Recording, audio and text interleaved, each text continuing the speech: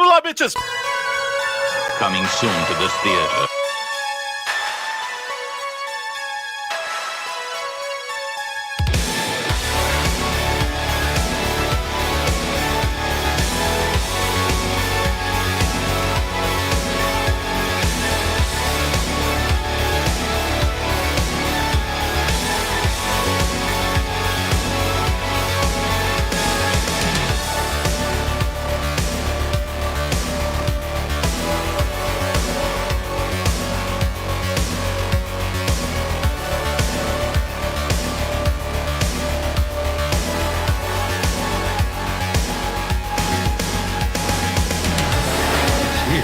It's alive.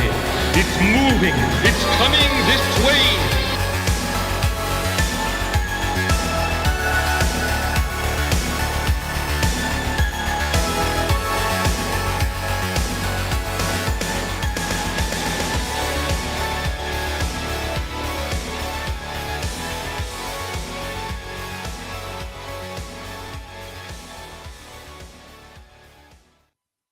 What is up, everybody? It's your buddy Brian, back for another episode of the Horror Movie Club. The club where, what do? We talk about horror movies, of course. The concept of the stream, if you've never been here before, is that we watch a movie ahead of time and then get together and discuss it. Here's the cool thing, is that there's always a link to that movie in the description. So when I post it in advance, you can watch the movie in advance for free. It's always something that's not behind a paywall, and then join us to let us know what you thought about it in the chat. Now, if you haven't done that and just listening to us talk about the movie makes you think, damn, that sounds cool, I'm going to check that out. Guess what? Link is below in the description. And actually, I discovered that there's more than one link. I actually should probably change the description to reflect that, because usually it's a link to one of the free streaming sites like Tubi or Plex or Peacock or whatever. There's like a billion of them now. But I find that people, for some reason, are more likely to click on the YouTube links. Well, guess what? There is an absolutely beautiful, pristine copy of tonight's movie on the YouTubes. I'll actually probably try and drop that link in the chat at some point. And tonight's movie is, of course, Mario Bava's classic, Black Sabbath. I know. Well, look, I'm going to get into like the history of this movie, its connection to the greatest band of all time. And yes, this is where they got their name from. But first things first, you know, it gets lonely just hanging out, monologuing by myself. Nobody wants to just hear me just carry on. So naturally, got to bring in my boy, your boy, Matt Butch Cleaver Burke. How are you doing, friend? Got me some good beer for once in a long time. That's how I'm doing. Got me my Ukrainian beer, I have Torsky amber lager beer. It's like 7%. Tastes mom as fuck. That's how I'm doing. Nice. How are you doing? Nice. I'm all right, brother. I'm all right. I was excited when you announced this movie last week. I've been meaning to watch it for I think somewhere in the neighborhood of 7 to 10 years. Because there's a name in here that I used for a character I designed, and I've been sitting on for 7 to 10 years. So I'm like, and I knew when I discovered the name, I was like, oh, I'm gonna have to watch that movie someday. So yeah, it was interesting and fun, and yeah, we'll get into it. Oh, most definitely. Oh God, because I already want to start yapping about this and the importance of Mario Bava in my childhood, the importance of Black Sabbath in my childhood, and how, you know, one led me to the other. Well, we will. But we will get into it. We will get into it. But also, gotta bring on Pops. How you doing, Pops? What the? Pops Van Cleaver. What's up, dope, Pops? Man. That's dope. Yeah, I'm all butthurt. I'm all butthurt that you got, like, I mean, because Matt sent me, it's like, you can see it like right, if you look really careful, it's like right there. Dude. Right? And mind you, the one he sent me is dope, but that's even doper because, of course, Homeboy's leveled up. So what the fuck, Matt? I haven't found a frame worthy of this yet. This ain't getting no dollar store frame, yo. You know? Thanks, man. No, I got a quality. I got a quality frame. for the one he sent me. That's all I can say is that is just badass. I know. You know, Homeboy's talents are growing, man. Homeboy's talents. Put some silver eyes in there for you. It's badass, man. It's badass. And then, of course, we got to bring on. He's much fatigued, so everybody try and take it easy on him. All right, be nice to him. Be nice to him. He's been through the ringer. He's just been pounding away. It's Doc Blalock, folks. How are you doing? How are you holding up, brother?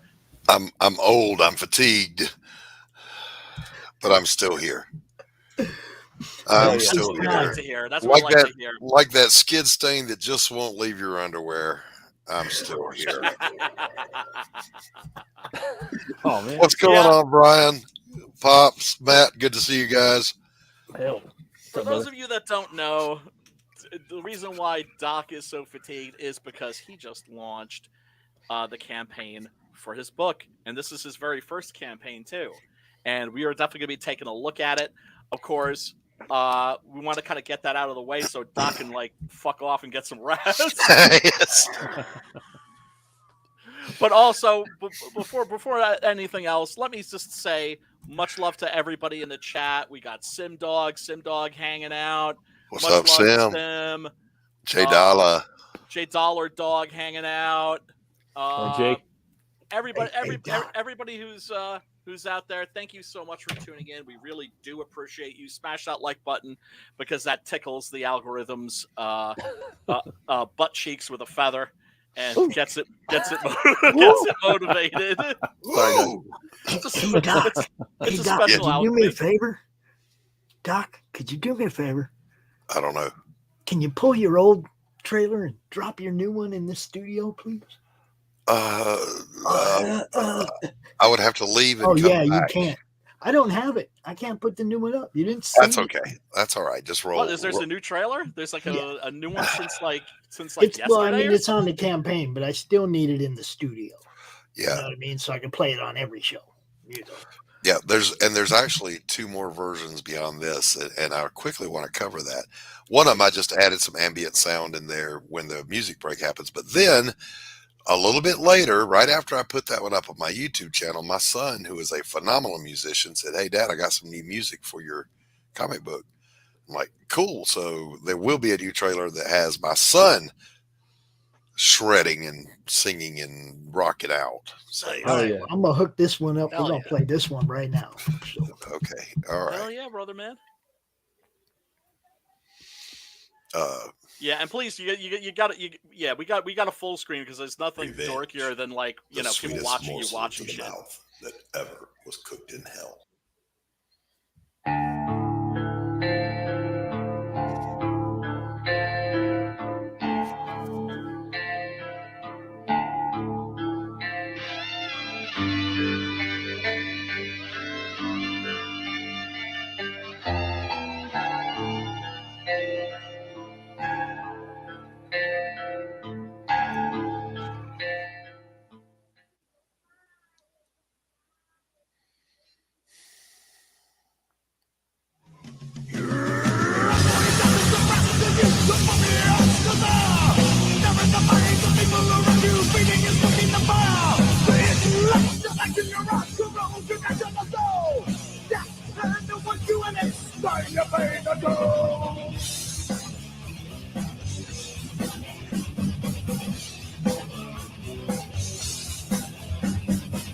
Doesn't matter what you say or the action that you take. This is done without your will for the problems that you made.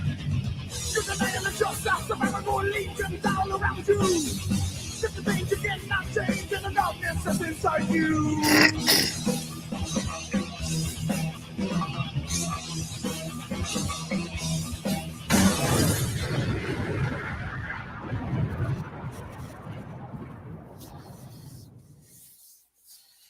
Hell yeah. Yeah, man. There's a mighty spiffy looking thing. That's what I'm saying. Sorry, That Doc. was I didn't metal. mean to, yeah, it was metal. Yeah, Metal I'm as sorry. fuck. I didn't mean to do you like that, man. Metal as fuck, without a doubt. Without a doubt. But now it's going to be even more metal. Yeah, and I've always liked the music on mine. The first Yeah. part, my son and I are playing together. Then the second part, some old friends of mine from back in the 80s, the band Damage, Damnage. Troy Barlow, the late Troy Barlow, was the singer. Steve Tuggle, still a friend of mine, the bass player. He wrote the song. I contacted him. I said, Steve, can I use the song Self-Righteous Bastards for my comic book? And he said, well, what's the book about? And I told him. He said, yeah, that's metal as fuck. Use it. Yeah. Yeah, it is. Right, Oh, because yeah. you don't want your metal song used for something that is patently not metal. Yes, I promised him there's no soy in the book. It is a soy-free book. Yes, this isn't like some like Lifetime movie kind of bullshit. Yes. A Hallmark movie where the busy executive woman gets stranded in a small town and falls in love with the local innkeeper and Yeah. rethinks her priorities.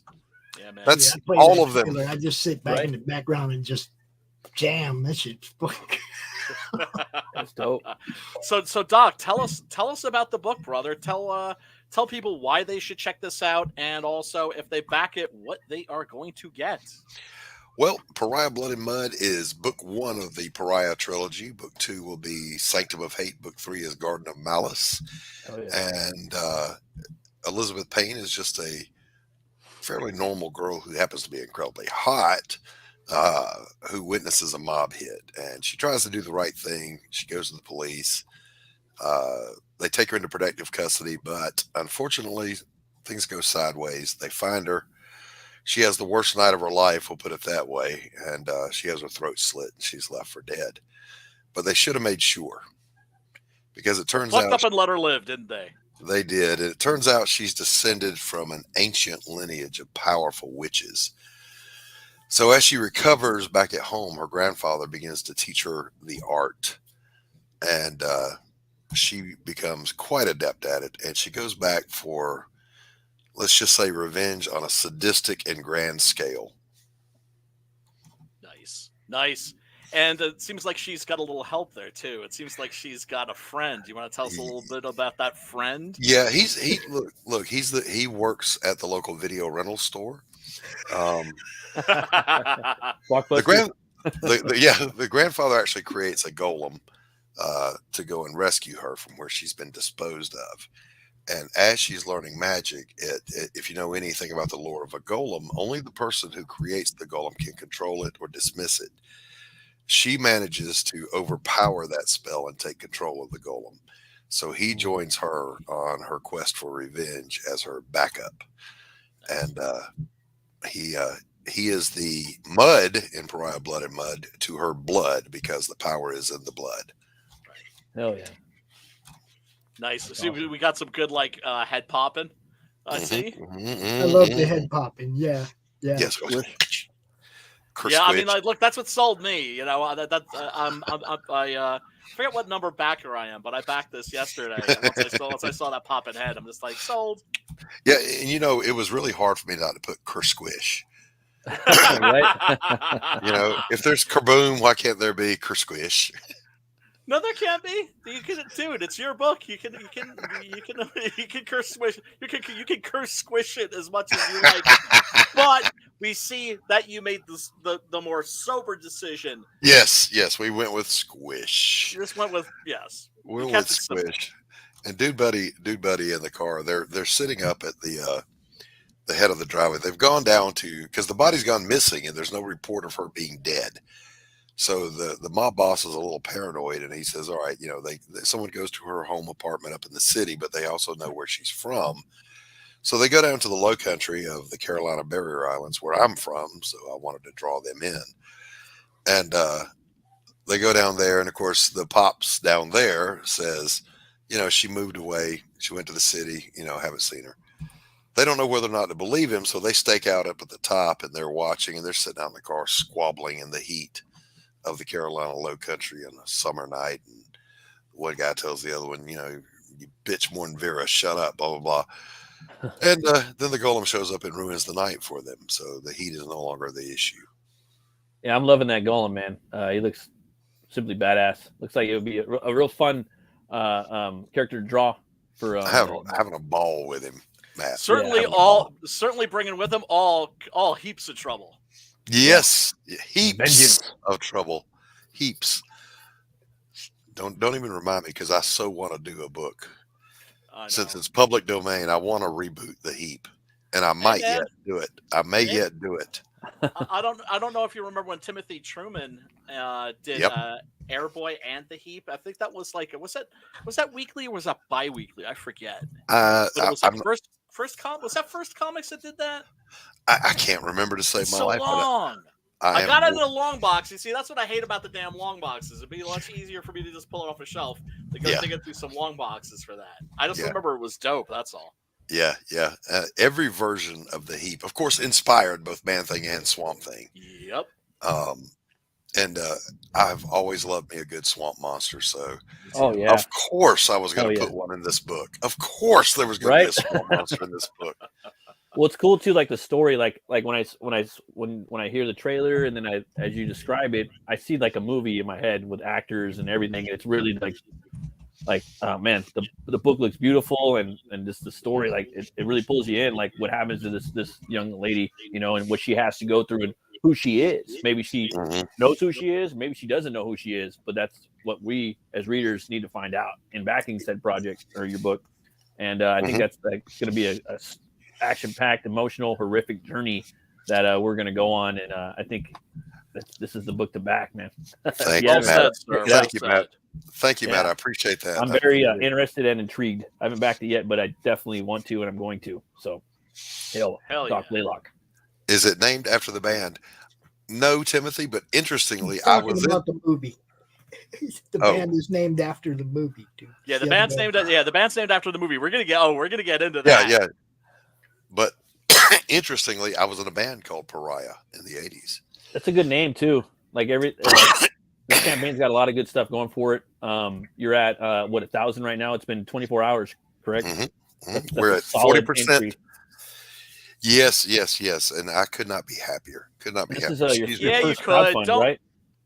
I think it's his first crowdfund, isn't it? Yeah, it is. Yeah, that's a solid for first crowdfund. I mean, I would say so. Opening. That's a solid win. Yeah. It's a solid win. It's a solid opening. But here's the thing, folks. Let's get Doc funded tonight if we possibly can. Yes! So homeboy can just rest easy. Because that's the thing. It's like even if you know you have like a month left up until you get funded, you're still like. I mean, here's the thing, everybody. You got to remember. I mean, look at me. I'm only 23 years old. This is what doing a campaign does to you. It really does take something out of you. Seriously, it's like worse. Like you see the pictures of presidents, like before they became president, and then after they finished their term, how they aged like 50 years. That's what happened. That's what happened to Doc. Yes, it absolutely did. Doc That's a true story. Like a teenager before like the day before yesterday, and now look at the poor guy, man. Look. This is what happens. It's terrible, man. It's terrible. But really quickly. Timothy Olsen says the only campaign that was shadow banned before it even started. Yes, that in itself is an achievement, and I would also argue actually it's not the only one anymore, but it was the first one. Yes, I'm a pioneer. I'm an innovator. They also didn't they shadow ban Stephen B's before it went live? They did. They did.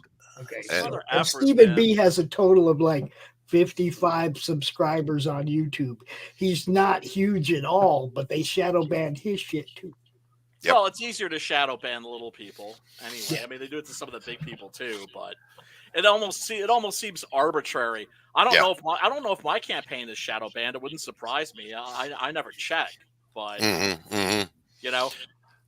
I just share direct links anyway, so you know. Timothy Olsen says, "Doc did it before it was cool." You're damn right, baby.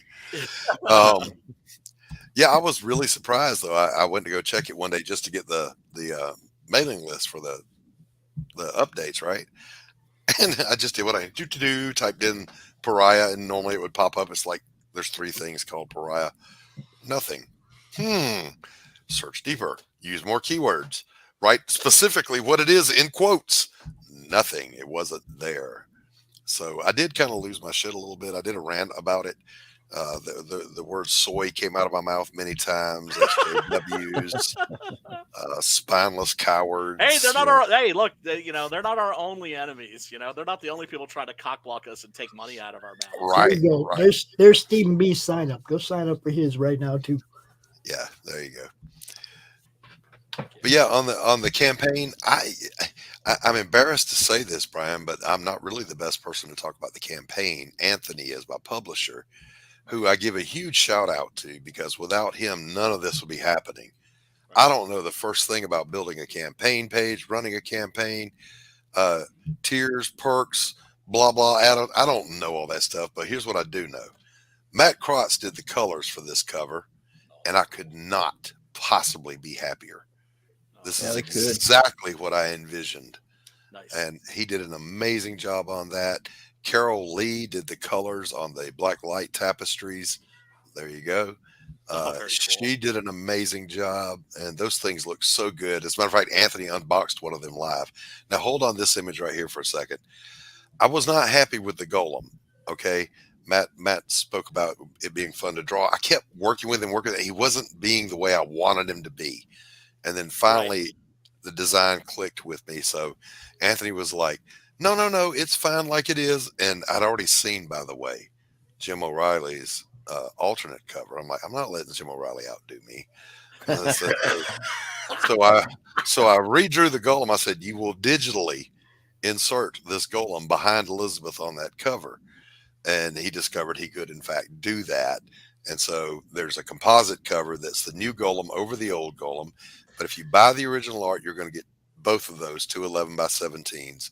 So you will own them both. That's awesome. Sweet. You made the right decision, because as much as I love the original illustration, the golem looks less heap-like and looks more like a Bigfoot monster. Yeah. And he just wasn't doing it for me, man. He looked like, I think Rex said he looks like a muddy Zeus. And I couldn't argue with that. So I'm like, okay, I got to fix that. So it's still a beautiful illustration. Don't get me wrong, but it's not what you're going for. Right. I wanted that big, hulking, shambling, horrifying, swampish thing. Right. The walking compost heap. Yes. And of course, there's the original art for the trading card and black light tapestry. Hell yeah. Got some and sketch cards. Now, look, when it comes to extras, I gotta say, for me, nothing beats sketch cards. I agree. Getting an original work of art with your order, with your comic, people love sketch cards. It's fucking a phenomenon. It's like a phenomenon for me.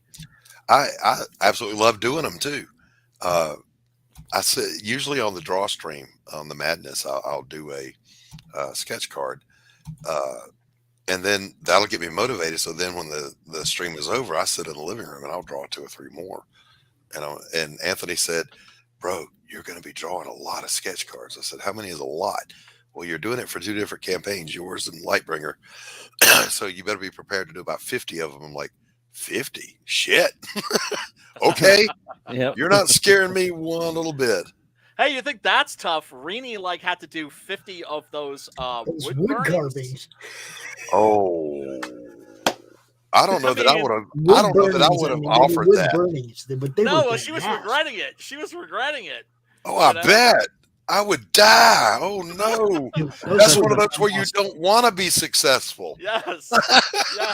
Yeah. I mean, look. Hey, Dawn. There's always what up, Dawn. Thank you so much for tuning in, darling. That's one of the things that's always funny about when your campaign does well and you're in the process of fulfilling and you get to the stage where you start bitching and being very ungrateful, right? Just God damn it, I gotta fold all these Gemini mailers and bag and board the books. Now I gotta sign them and everything. This is bullshit. That is the absolute beauty of having a publisher like Anthony, because he's doing all of that for me. I don't have to do. All I got to do is tell stories, and I love it. That's why we have RJ, Brian. Yeah. No, I know. Yeah, well, I mean, look, and it's not that I don't love fulfillment, that I don't love, because really, I mean, if I could, my one regret is that I can't operate the printing machine. that I can't put the ink in, that I can't like press the button and all that stuff. I mean, that's what I also love about sketch cards is the fact that you're getting an original work of art. It's a little original work of art. It's kind of like there are certain authors. Clive Barker was one of those fellows that when he would sign a book for you, he would also draw like a little beastie. Oh, I didn't know that. That's cool. Yeah. So it's like you wouldn't just you'd see like I never met the fellow. Our friend Lucifer Storm did, and had nothing but great things to say about him. But yeah, when he would like sign people's books, he'd also draw a little a little monster or something. Mm-hmm. That's it is. I haven't seen Lou in a minute. That guy. He's been working with he's doing a show with Nick now and stuff. We don't worry. We got. Listen, I just know. I know this. Every time we're on a panel together, I end up laughing so hard I hurt myself. He's a pisser. He's a pisser for sure. He's a pisser. I just want to point out the significance of the coffee cups. I don't know if you people watch it. I don't know if you watch Doc's Coffee Shop on Saturday mornings, but if you check the banner here, you'll see that it's powered by Java. Right? Yeah, that was. There's a writer in there's a writer in my contract that says, there's going to be fucking coffee mugs on my campaign. Okay, coffee is life. I need some coffee here in a minute. Yeah. So Dillard right there. Yeah, John Dillard, the great John Dillard. Hail to the my favorite artist that I love to hate. He's and I say that kiddingly and lovingly because he's just so good. He's effortlessly good. Yeah. He's doing this print. I think it's going to be a 5x9 that you will get if you back, and it'll be full color if you back both Lightbringer 2 and Pariah, because this is a crossover print that has Lightbringer, Elizabeth, and the Golem on it. Cool. Very, very cool. Dark Gift Comics, huh? Mm-hmm. That's cool. Yep. And of course, you got a digital tier. I know there's some people that are like, no digital tiers, but guess what? Some people don't want to, who live overseas, don't want to have to pay $30 shipping, right? Like a $15 book. Gee, right. Shocker. And it's just always, I think, good to have a digital tier specifically for those people that Agree, wholeheartedly. Don't want to pay $30. Right. Yes, Don, the real Java, real coffee.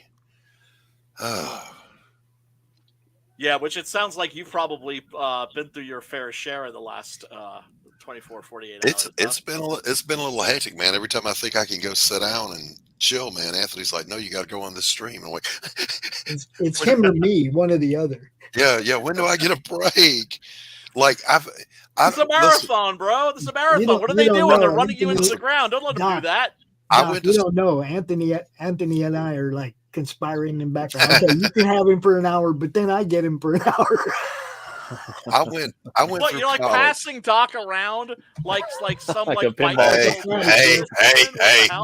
Like a fatty, bro. Listen, I went through college at a top 10 university for academic standards with a 4.0 GPA, and I never took a note. I never bought a book. I just listened. I'm having to write notes on where I'm supposed to be, what the hell I'm doing next. This is harder than that was. Oh my God, dude! So you have a photographic memory? It's a form of identicism. If I understand something, then I've got it forever. Oh, that's so cool. Superpower, dude. Thank God for it too, because I couldn't afford the damn books. Yeah, no shit. That's awesome, man. I had one professor, he tried to get me one time. He literally did. He said, oh, I heard about you, Mr. 4.0 GPA. We'll see about that. And I went, oh, no, hell, we won't. I went down to the admin. I said, I want to change this class to pass fail. He ain't getting me. but then he tried to on the final exam. He said, because I didn't buy the book, he said, according to the textbook, what is the clinical definition of blah, blah, blah, blah, blah. And I said, in the essay response, I said, well, I didn't buy that text, but according to Rogers, Jung, and so-and-so, and I cited them and I quoted them and I answered the question, he couldn't mark it wrong. Nice. Yeah, Don says they say the mind is the first thing to jujitsu on go. his ass. Yeah, not anymore. Not anymore. Now I find myself contemplating questions like why there's an expiration date on sour cream. So yeah, no, I mean, let's look. Oh God, I that's just dirty pool. I had teachers like that in college too, at university, that were, I mean, I remember like I had a I'm getting off topic here, but I had a psychopharmacology course where I had to spend 10 minutes to pick the right answer in a multiple choice exam for placebo. Yeah. Sugar pill. Yes. Instead, I have to spend like 10 minutes just like, oh God, which one is it? Yeah. The hardest course I took both in medical and in psychology was pharmacology. The trade name, the chemical name, the generic name, the adverse reactions, the indications, contraindications. I'm like, and you don't know. Hey, James, what's up? James? What's Hey, up, guys. James? So I'm a little late. For That's some reason I okay. didn't get notice. So I fixed it. No, I didn't get the notice from YouTube that you guys were starting. So Okay. that's why I'm a little late. No worries, dude. No worries. Good to have you. And we're just wrapping up with Doc here. And boy, he's been at it. Like a trooper, like a soldier. And so you got stretch goals too. Tell us really quick about stretch goals. Real quick, at $5,000, we're going to get the 3 original sketch cards of 3 of the 5 primary characters, turned into trading cards that will be issued that once and never again. At $7,000, we're going to do the embossed cover. At $8,000, we're doing beanies. Okay, everybody was screaming for beanies, so Anthony mocked one up there, and now I got to admit I even like it. And then at $10,000, we're going to do the foil logo on the cover with the embossed. If you ask them to do beanies, you better have backed this book.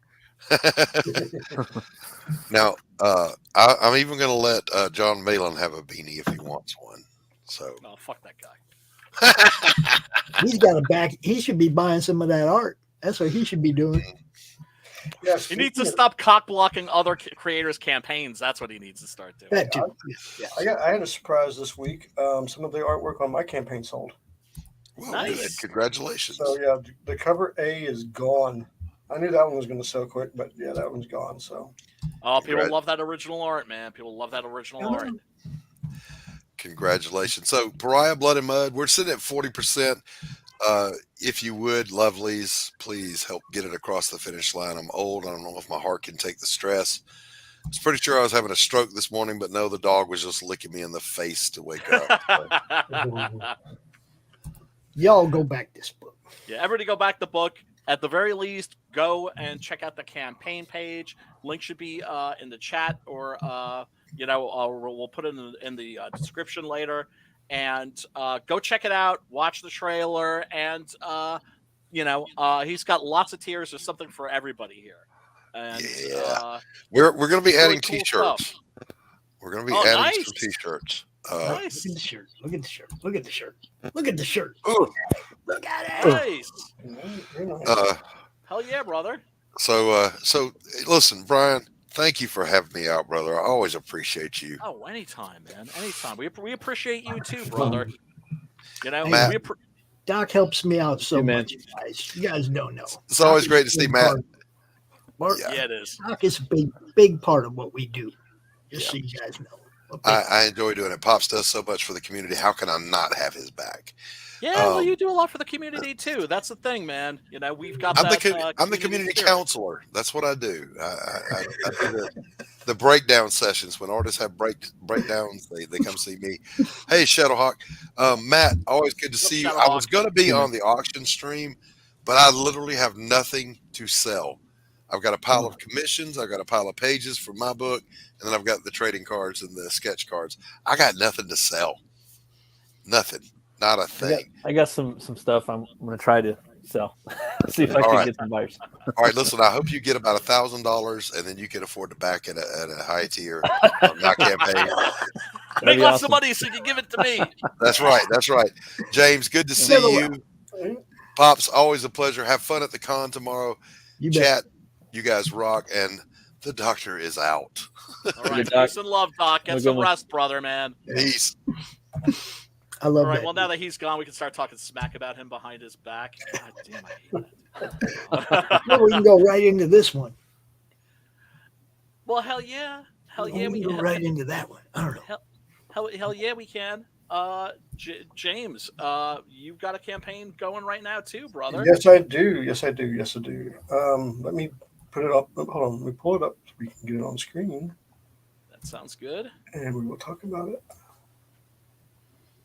And then, of course, folks, I promise we will be talking about Black Sabbath. Yeah.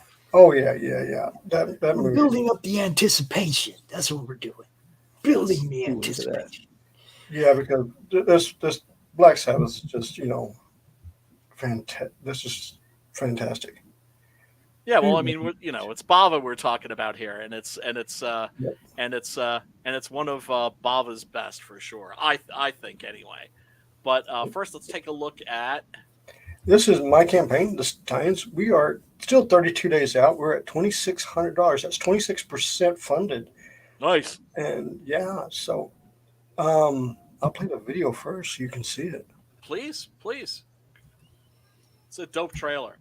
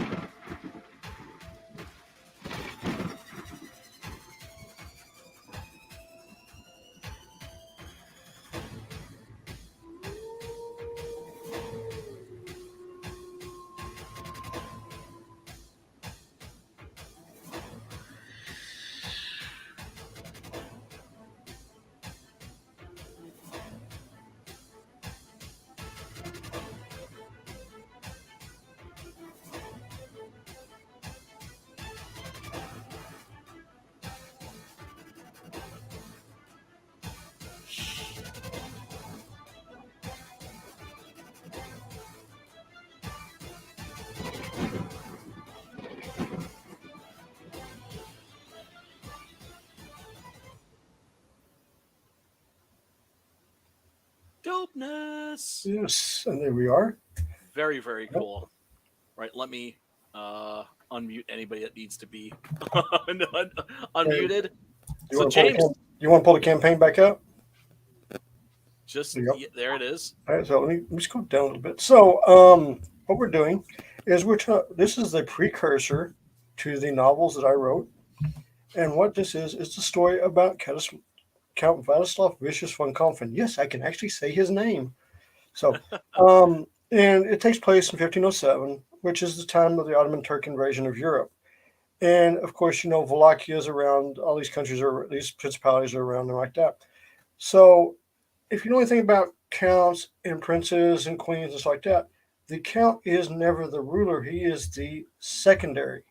Right. So you have like a king, queen, or a prince, and then their younger brother or sister. Their younger brother would be a count. Sister would be a countess. Right. That's how the title is. So in this situation, he and his brother lead an army out to fight the Ottoman Turks. Even though they are successful, the prince falls in battle. The count is assassinated. He's dying. And he made a blood oath to his brother before his brother died that he would always defend the country. He would sacrifice everything he had for his brother and his brother's family. Not his family, but his brother's family. So as he's sitting there fixing to die, everything stops. And the deal is done where he becomes this vampire. So he, at the beginning of the book, which is, you can see in these pages here, hold on. This is a beautiful cover by Jimmy Reyes. Yeah, it is. Yeah, it Now, is. this is cover 8. This is the one that had the original artwork sold. So this one's gone. So you can't get this one anymore. And this, of course, is cover B. This is the Count. I love that. And this is cover C. This is his wife, Mina. Now, the Jimmy Reyes cover is a special release only. Okay. But you can get the black and white version of the cover as a 12 by 18 poster for only $10. That's awesome. And then, of course, we have this beautiful one by Dan Lawless of the beautiful Mina, his wife, which is also a 12 by 18 poster. Looks just like this. And as you can see here, this is where he wakes back up. Now, he made the deal. He's going to be he's now a vampire. But it does take him a while to recover. So it's not just like, oh, I'm a vampire and get back up. No, it takes a little while for you to recover. The cat you see here is an avatar of death. He's explaining what happened, what's going on. And, now he's back up. He's ready to go fight. He knows he's got to get back in town. And it leads him to go off into town. Well, when you get into town, the Ottomans let a bunch of mercenaries go into town. So these are all mercenaries fighting in here. Right. The Ottoman Turks are not there. They've bugged out. They've fallen back. Right. Right. But the reward for the mercenaries is, well, you get to sack the town. Correct. The thing is, though, the town defenses are very strong. So as these mercenaries are falling back and they're getting beat, and then they find out that the Ottomans have abandoned them, they say, screw it. And then they all become werewolves. They're hired mercenaries is what they are, but they're from the werewolf kingdom. And they basically just start ransacking the city and everything like that.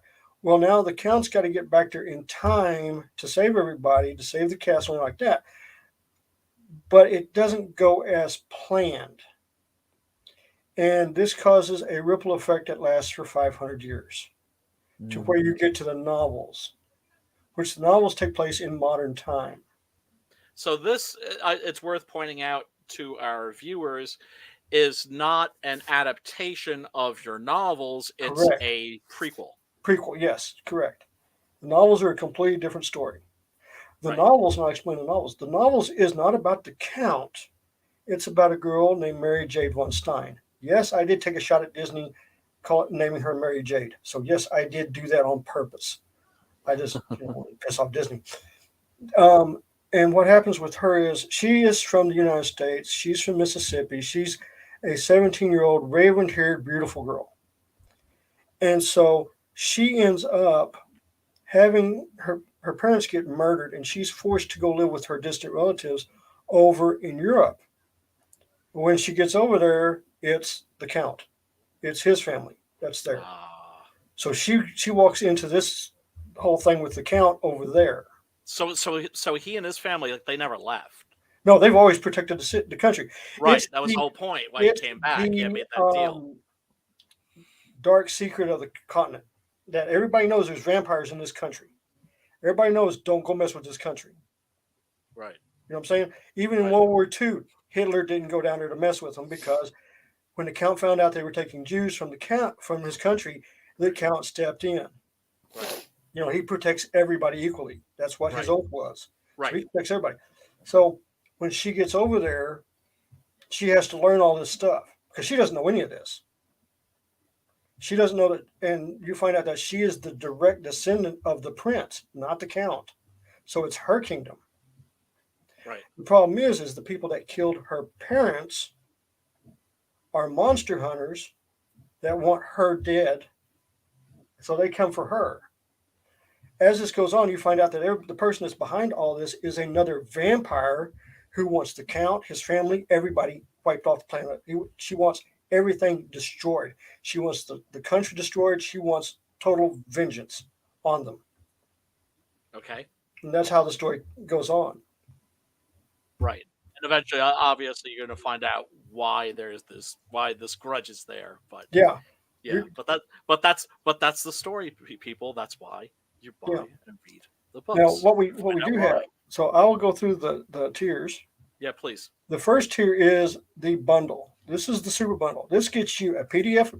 Now, every bundle is a PDF, so you're going to get the PDF no matter what. Right. But you get cover A, you get cover B, you get cover C. So you get all three of the main covers. Plus, you get novel 1, 2, and 3 hardback for $125. Damn. So what would you estimate like the value of this normally would be? A little bit over $150. Right. So you're getting a bargain here, people. You're getting a bargain here. Yeah. Right. Correct. Go for the bundle. Yeah. And of course, we have the posters again. Jimmy Reyes cover poster, black and white, is $10, $5 shipping. I gotta say that's my favorite Jimmy Reyes piece right there. I've seen him do. He's pretty badass too.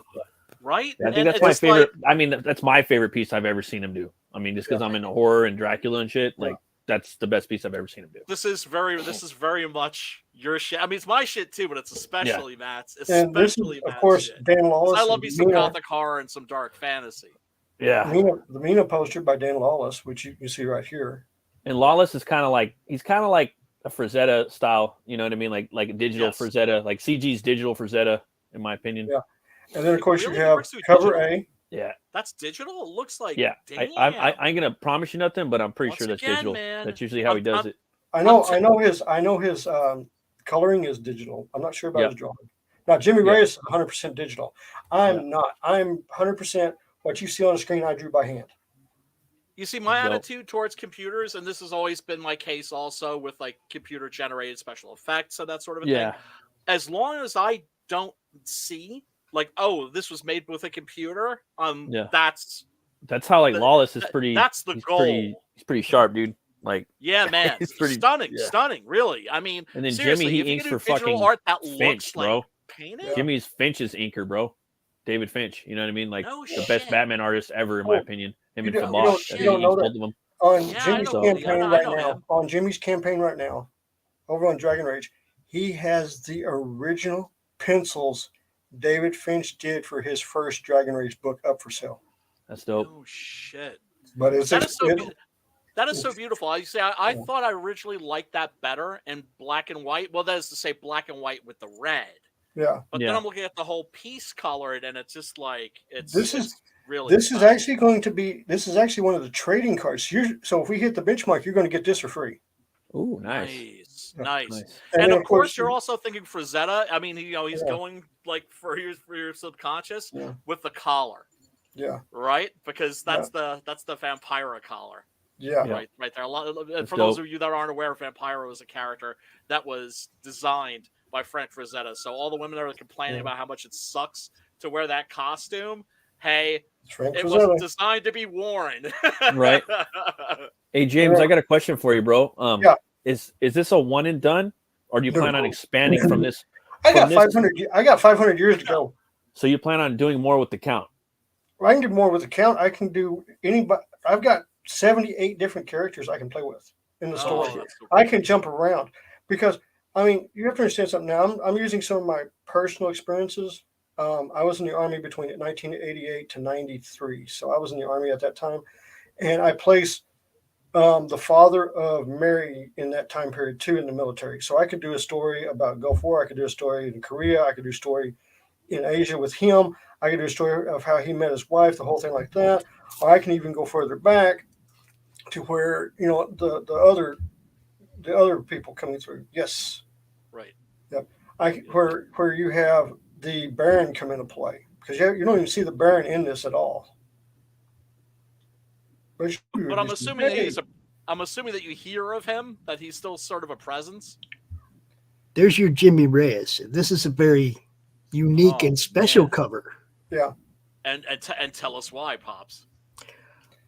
Special preview edition of issue 1.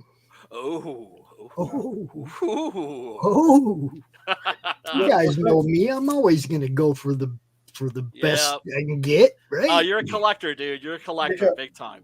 And like I was saying about this, you haven't even seen the Baron even show up yet. The Baron's not even in this issue. Right.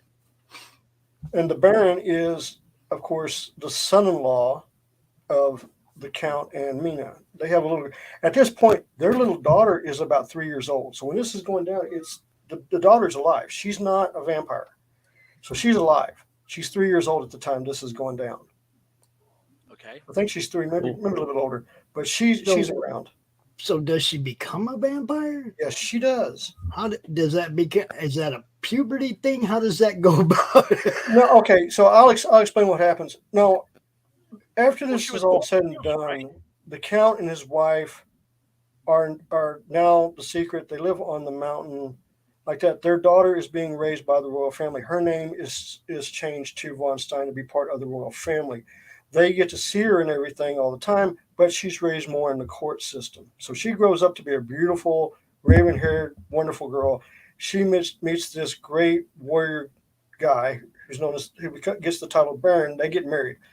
So when she is pregnant, and this is in the novels, so this isn't in the comic book, this is in the novels, they are attacked by a werewolf.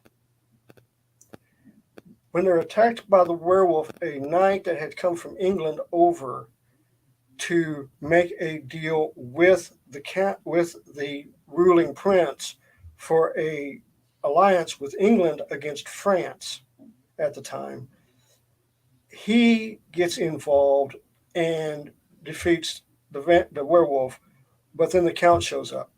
So you have this great knight versus the count, and this guy, I base him on a real knight that existed, and he was a badass.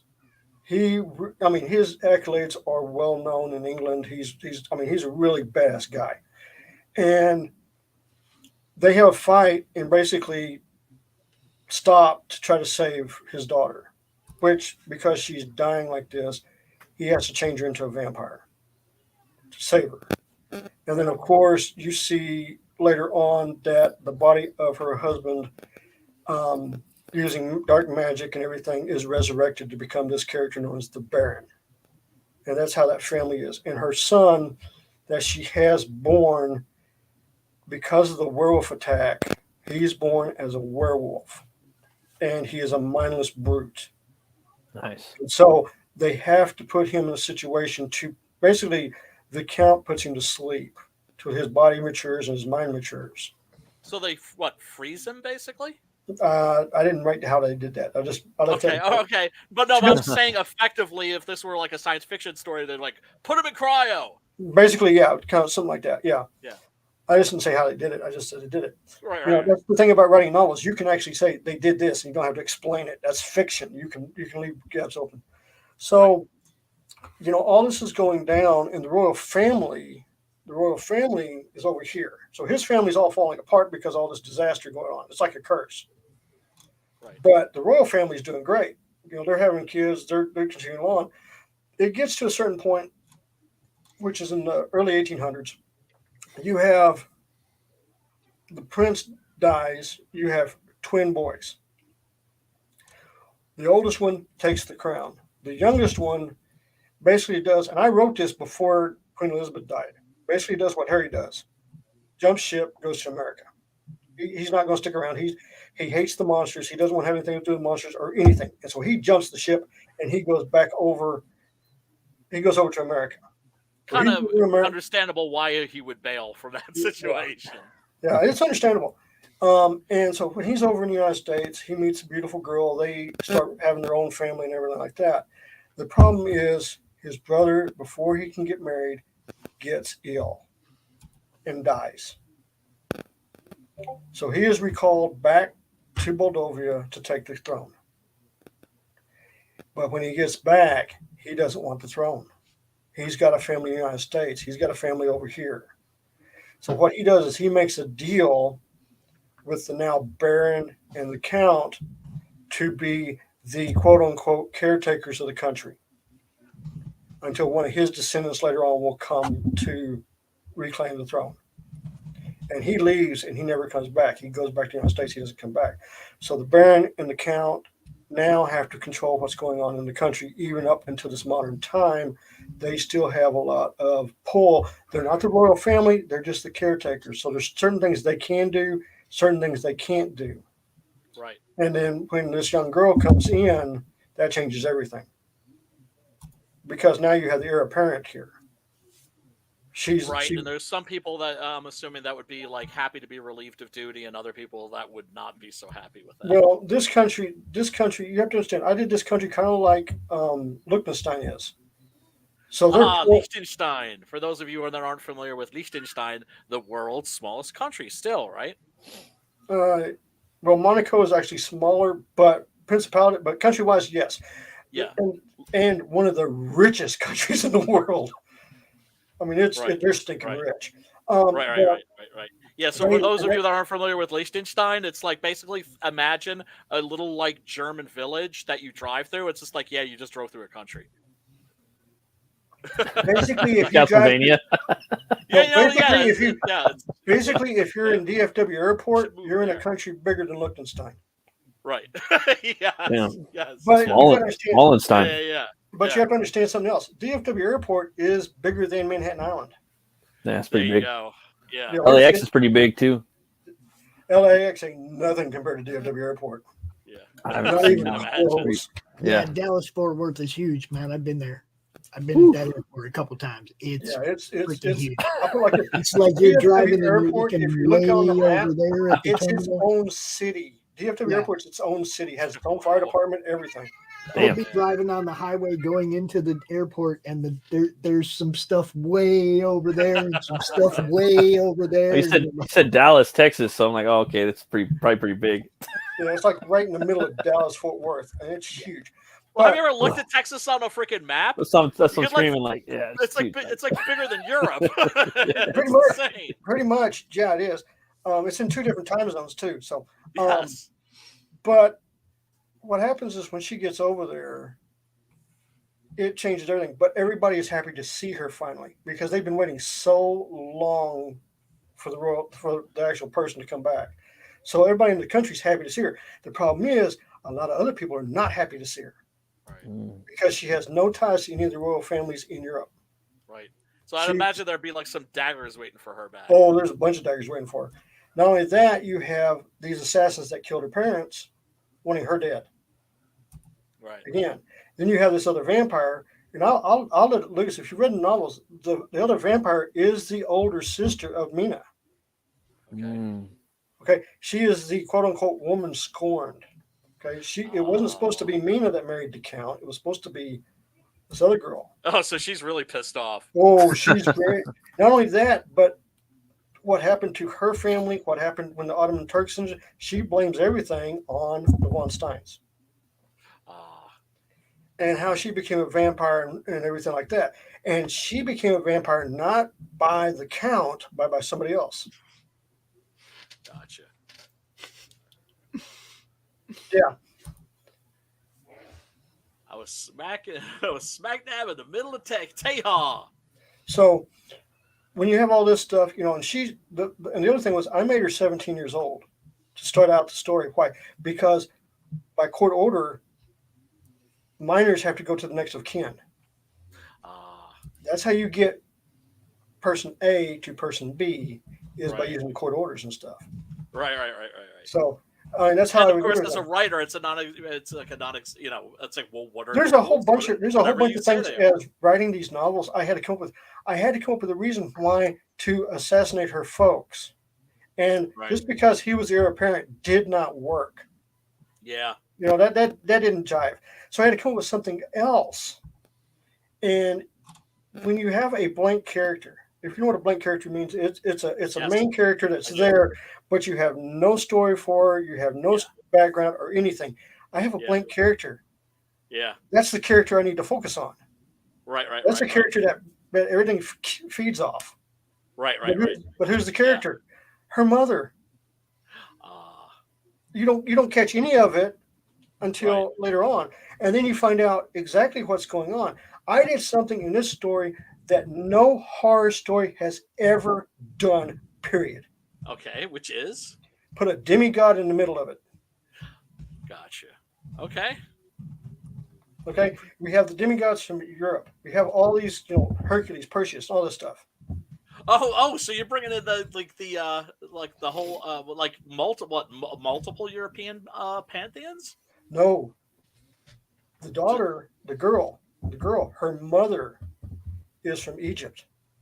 Oh, okay. Okay. All right. Oh, I see what you're doing there. It's all lined up with her mother. Everything that falls into this whole story is her mother. Gotcha. Interesting. Very interesting. So I guess people should probably think of this series as like a good intro to the novels. It's actually a really good idea. Yes. right? Because this way you could be, roping in a whole new audience. Oh yeah.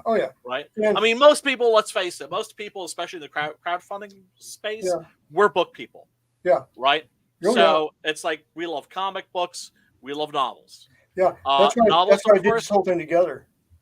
That's why I put it that's all what's really together. smart about it too. I wanted to give you guys, oh, this is really cool. Oh, what's going on with that? And then as you read it on and on and on and on, you find out this stuff. And when I designed my werewolves, I wanted them to be smart. Well, here's the real question. 3 categories: pug, Wile E. Coyote, or a bear. Which one? It's like these are the categories that I I sort of made up. But generally speaking, there's the pug. That's the Lon Chaney Jr. Right. There's the Wile E. Coyote. We're talking about the howling. We're talking about the werewolf. That's very much kind of like what we think of as the werewolf today, which is like a bipedal dog soldiers with a snout and the big ears and everything like that. And then there's the bear. The bear is more like what you get in something like Silver Bullet. Oh, okay. Have you ever heard of the books called Werewolf of the Apocalypse? Well, yeah, the White Wolf, a role playing. Those werewolves. Oh, okay, all right. So they're big and they're strong. They're big, strong, very tough. Yeah. They have full mental capacities. Right. Yeah. And they basically what you would want to be if you were a werewolf. and they work as it's like a superpower. They work as a team. Yeah. They know tactics. Yeah. They're very because they have like full human intelligence as opposed to being berserkers. Correct. Now, I did do this because you're adolescent and you're going through your puberty changes and stuff. Yeah. The werewolf does have the mindless brute aspect because they can't. You have to have that. You have to. So I have that in the story. I have that in the story as they go through. I do have quite a few werewolves there. I have a lot of undead, and what I mean by undead is not zombies. But ghouls, ghouls, and I love me some lesser ghouls, vampires. Man. A very underutilized monster, in my opinion. Yes. I love ghouls. I think they're fantastic. Because why? Really ghouls are undead, but they're not vampires. Mm-hmm. But they still have some good traits. Okay. So, I mean, like I said, my family again, Christopher Lee. I come from a family that does horror, that doesn't. So I'm very well versed in the monster genre. I love monster movie stories. I love having it where it's not just one vampire, it's not just one werewolf, it's a whole bunch. One of my, I guess, like you brought up The Howling. That's one of my favorite werewolf movies of all time. Yeah, that's my favorite. It's a pack of werewolves, and they're smart. A colony of them. Yeah, colony. It's a serial killer werewolf and all kinds of good stuff. Yeah, I mean, Patrick McNee as a shrink who's just like, I'm going to help you transition into living in polite society. Yes, and I mean, it just you're sitting there and you're listening to this and you're like going, oh my God, this is such, Now the books, I read the books and I was like, they're a little underwhelming. Underwhelming. Well, I mean, there was some stuff I was like, going, did you really have to put this in the book? Yeah, that was just me. But yeah, when I did my werewolves, I had to. And here's the thing: when you're making something new, you can't use old stuff. Like with the vampires, right. I had to come up with a new way to make him a vampire. Right. Not by getting not. And the way I did it was he made a deal with death, basically. And the deal is, okay, I'm going to give you powers. I'm going to give you a second chance, but you got to pay for it. And the payment is you got to be a vampire. Right. That way I have some kind of control on you. It's the same one with the werewolves. I had to come up with a way to get the werewolves to be unique. Instead of somebody going, oh, well, you got this from Rage of the Apocalypse, you got this from Underworld, you got this. No, I didn't. What I did was I went back and looked at Greek mythology. Okay. Yeah, it's hard. It's hard to come up. And it's hard coming up with a new origin. Simple. But the thing is the folklore and the history if you is go back, so vast, especially when you start getting into other kinds of shapeshifters. Oh yeah, there's a lot of stuff that folklore and my grandmother was that Comanche Indian, dive into, and they've got the skinwalkers. Yeah.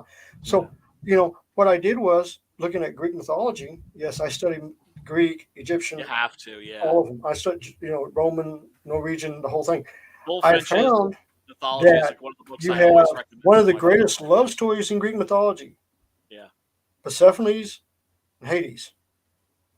Ah, yeah, that's a good one. That, of course, I immediately Have was you going ever to looked at their Orpheus children? Eurydice. Ah, yeah. One of Oh, their children right, you can classify as the very first werewolf. right. Yeah, So what that's did I true. do? I used that Ah, nice. to bring That's in the clever. werewolves. So you can That's trace the clever. werewolves back to him. Oh, that's a cool idea. Yeah. So I think they did a pretty good job in that video game, Lords of Shadow, the Castlevania. yeah. I don't know if you guys played that, but they had Patrick No. Stewart was in there, Jason Isaacs, and Satan is in there. He's the main villain, and they had 3 fallen angels that came down. One was the Wolf Lord, one What was game the is this? Bat Lord, and then one was the Necromancer, voiced by Patrick Stewart. Castlevania Lords of Shadow, the reboot. But at the end of the game, spoiler, you find out that you're the first Belmont, but you find out that you become Dracula at the end of the game. You make a deal with Lucifer, and you become Dracula. Game 2, you're Dracula, and everyone's trying to invade you, and you could cross time, and half the game is in 1400s, the other half is in the future. The pharmaceutical industries grouped up with the evil Pope, so you're having to deal with these vampiric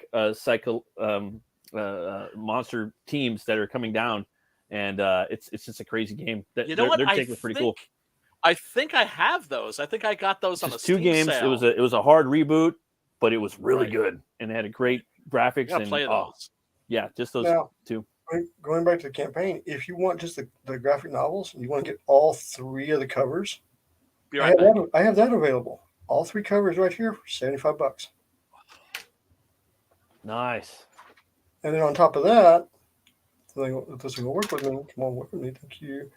I have bundle 2. Now, bundle 2 is $100 because you get the novels in paperback, not in hardback. Sweet. So you're getting that. I don't know why he keeps bouncing on me. So, but you get that. And then, of course, you get down here. I don't know why they're not pulling back up. They should have pulled up. I don't know why they're not showing these.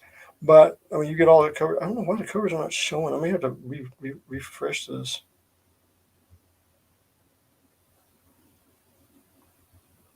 I think somebody's on it because I didn't do that. Let me see. But yeah, these are all like I said, these are the covers here. I don't know why they are. There they are. There they go. Hey, there we go. It only took a while. But you can actually get, I'll explain this like this. You can get a 6x9 head sketch, and it is going to be this quality. I mean, it's not going to be just something cheap. It's going to be this quality. As you can see, it's a lot of work. $100. And basically it's the size of a backing board. Oh, okay. And then, of course, we have the 11x17. Now, of course, this is going to be cover quality. And pretty much it's anything goes. So, like, I got a friend that loves Jean Grey as Phoenix. I would, if he wanted one, pay for it, I'd do it. So it's, it's anything goes on that as well. And that's $250, but that's 11x17. That means, say you had a campaign going and you needed a cover. There it is. And it comes black and white, fully colored. And it is not digitally done. It is, you'll get it in the mail. Nice. So that'll be, yeah. And then, of course, we have the covers of cover B, because like I said, cover A is gone. Cover C. Now, this one is the trading card that I'm doing. And it's fully colored now. And as you can see, it's 11x17. It's big. And it's the count, and it's full vampire state, which I can get over here. Let me scroll down. Is right here where you can see it in color. Yeah, that's beautiful, man. Yeah. And then, of course, we have the lovely Nina trading card that I did also, black and white, like that. And then, of course, we have this one. This is the actual cover to the wraparound of novel 3. So it's a full wraparound cover. And this has everybody in the modern day. So in this picture, and I'll explain what you see in this picture, you have Edward von Stein right here. He's the werewolf. You have Mary, who's in the armor right here. You have her husband, Albert, here. This is her first night named Morgan here. This is Carmela. This is the actual villain of everything. This is her right here. And this is her son, Gregor. And then behind here is the dragon Nightstar. Nightstar actually belongs to the Von Stein family. It's the secret that guards their treasure below the mountain. Sweet. And he's been around. So he's been around a long time. That's cool. And of course, this is the color version of the trading card of Mina, which is the original artworks for sale. So that's basically the whole campaign right there. That's cool, man. So like I said, yeah, I mean, put a lot of work into it. I think it'll do really good. Like I said, we still got 30 days. I will be on Mandy and Shane Davis's show Wednesday. So I'll be over nice. there. Like I said, we picked up $600 this week on the campaign, so I'm very happy with that. So that's solid. Yeah. So most def, man. So yeah, I don't know, Brian. When Brian gets back, we will start talking about the movie Black Sabbath. For those of you who are Boris Karloff fans, you know that movie was made, Matt, the year I was freaking born, dude. So have you seen the movie, Pops? Well, like probably 100 times when I was young. I mean, it was like it came out when I was. I actually watched it yesterday. I watched it. Yeah, I watched it like 2 days ago, and because I forgot about some of it. Yeah, me too. Yeah, that's usually how I do it, man.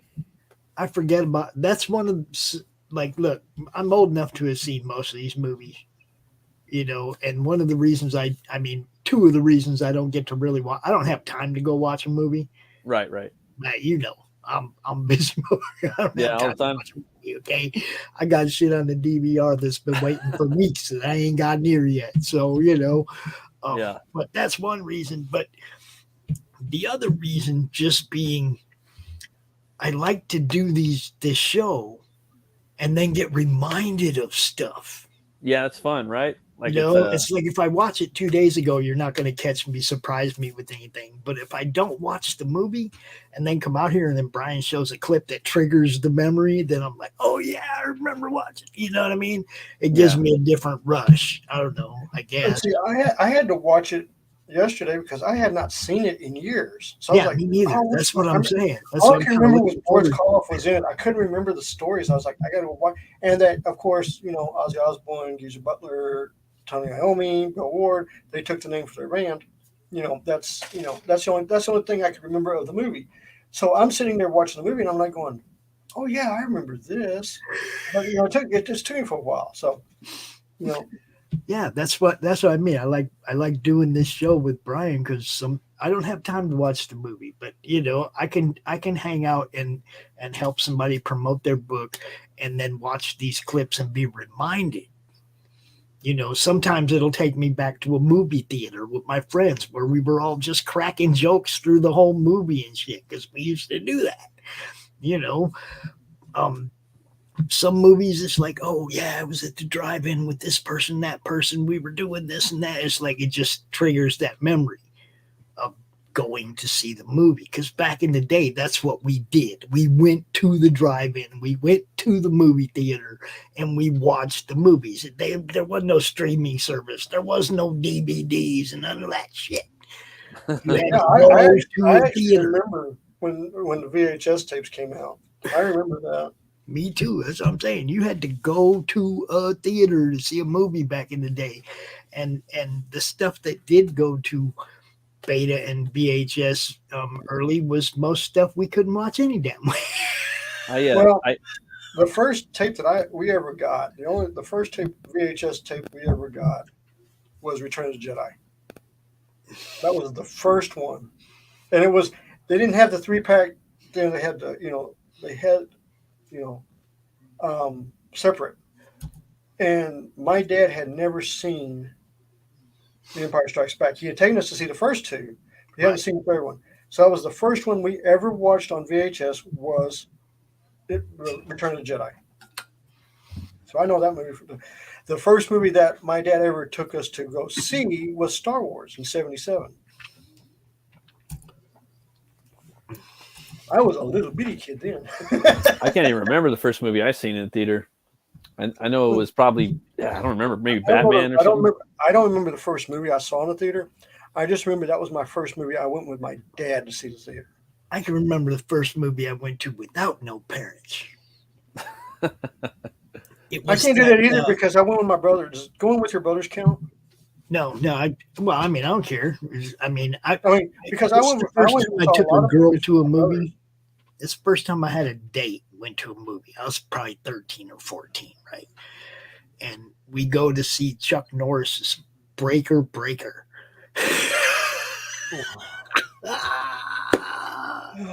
That was the first time I went to a movie without no kind of older brothers, sisters, parents, nobody, just me and a hottie. It was good.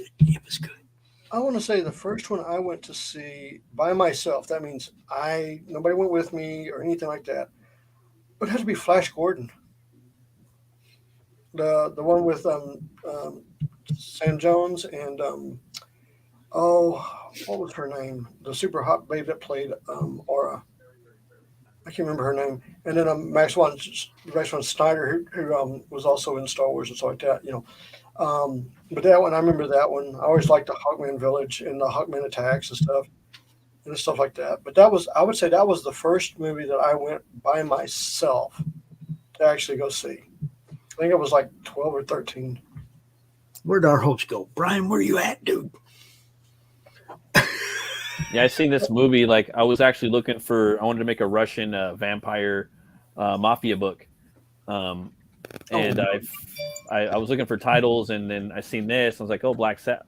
I found the name I wanted, and then it was attached to this movie. I was like, oh, that's a metal band. That's like the first metal band ever created. And I never got around to watching it until now. So I did enjoy the movie, though. The movie was fucking awesome. Oh, yeah, here we go. The movie is fantastic. The thing that I forgot about was the set designs. So good. So nice. Oh, my God. I was like, because I'm a fan. I love classical movie set designs. Yeah, I love that. I still say the greatest set design ever done, period. End of story, is the 1916 Babylon scene from Intolerance. Oh, it's really good. That's a really good one. That is insanely good. Well, here's the thing about Mario Bava. The Italians were in the 1950s really not making horror films. They had made a couple of horror films in the 1920s. There's a version of Frankenstein that they made in 1920 that unfortunately no longer exists. Right. They had other little forays into the genre, but not so much as Italian cinema wasn't on the level of German cinema or Russian cinema, right? Because or even American cinema, because really those were the three heavyweights in the 1920s and 30s. But holy crap, man! And I think it was 1957. Riccardo Freda made a movie called I Vampiri, and it's not very good, but it is visually pretty stunning.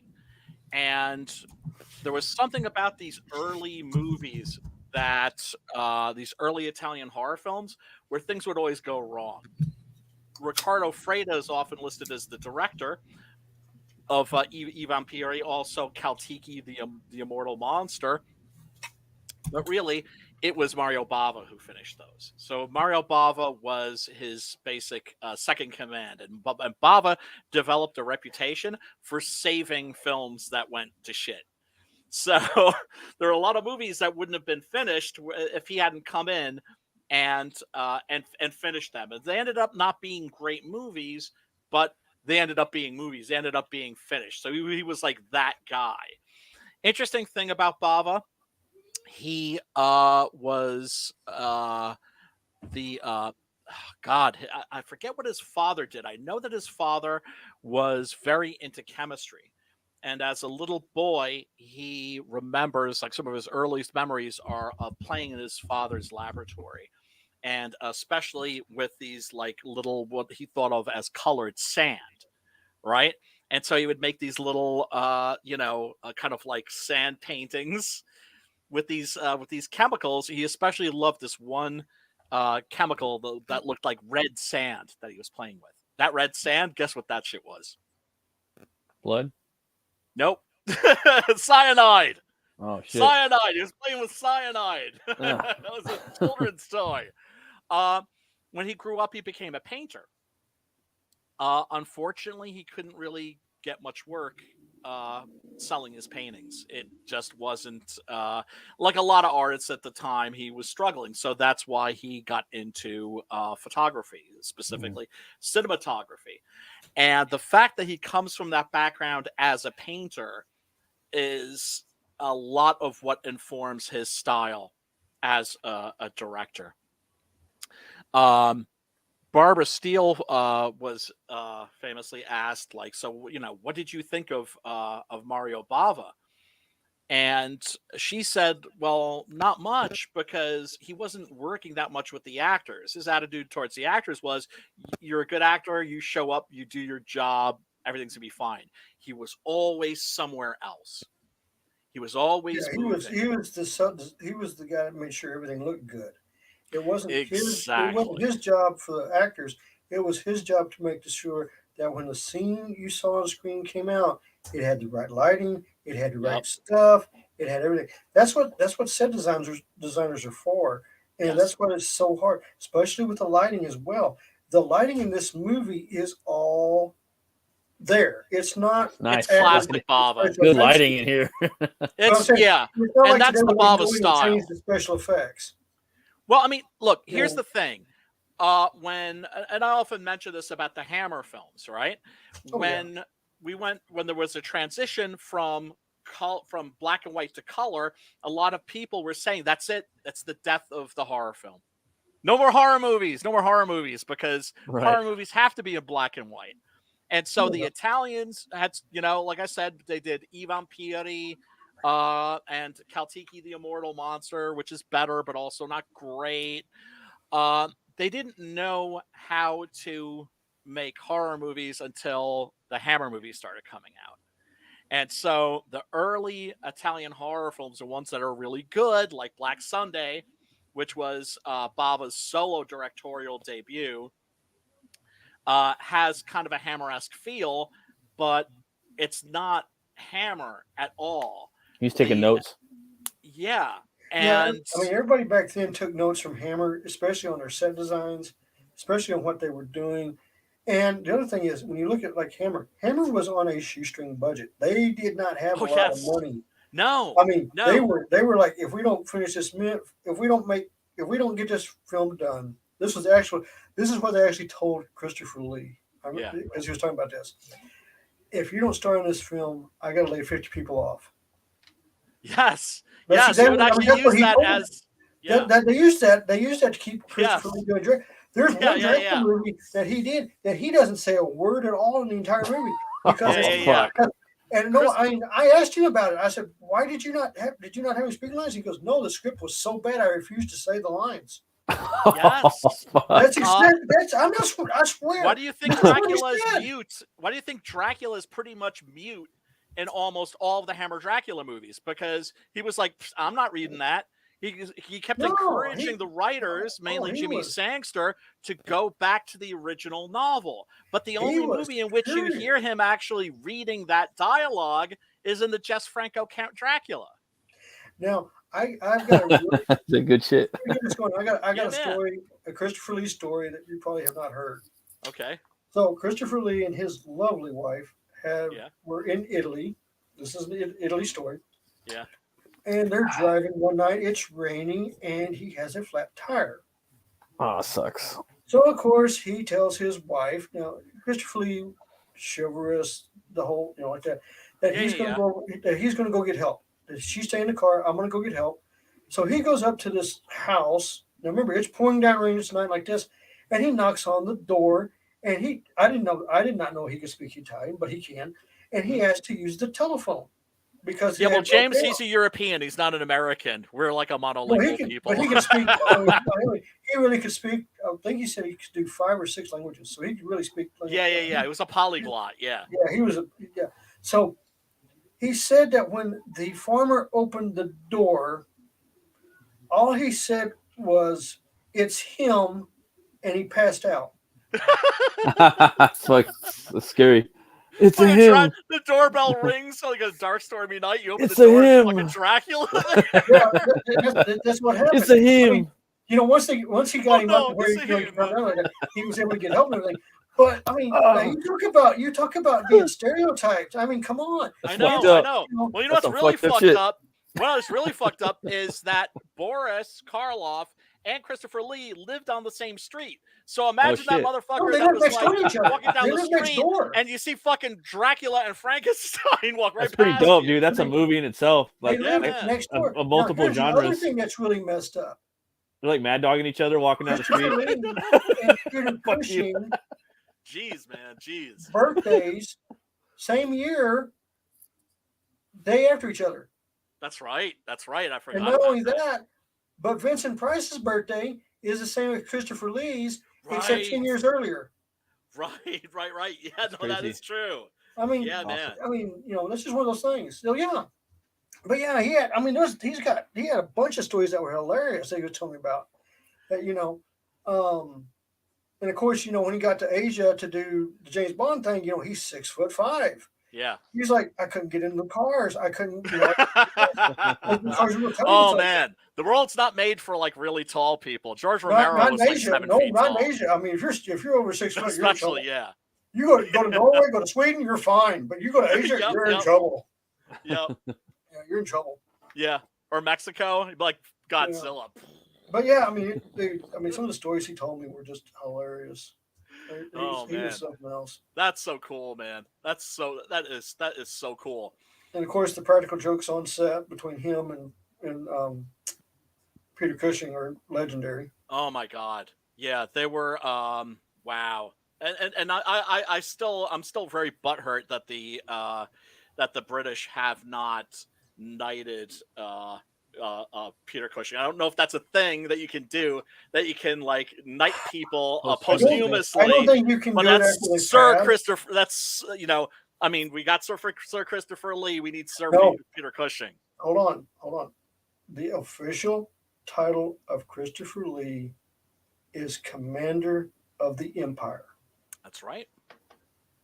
Yes. Which is funny because he was on the Imperial side with Darth Sidious in Star Wars. Yes, he was. Yes, Yeah. he was. Well, I remember when he ended up in the Lord of the Rings movies and in those crappy Star Wars prequels. I really did not like those Star Wars prequels, but I was happy that he was in them because I was like, okay, now between the Lord of the Rings and Star Wars, now a whole new generation knows who he is. Yeah. Yep. And the thing about Christopher Lee in Lord of the Rings, he had to teach what's his name how to stab him in the back.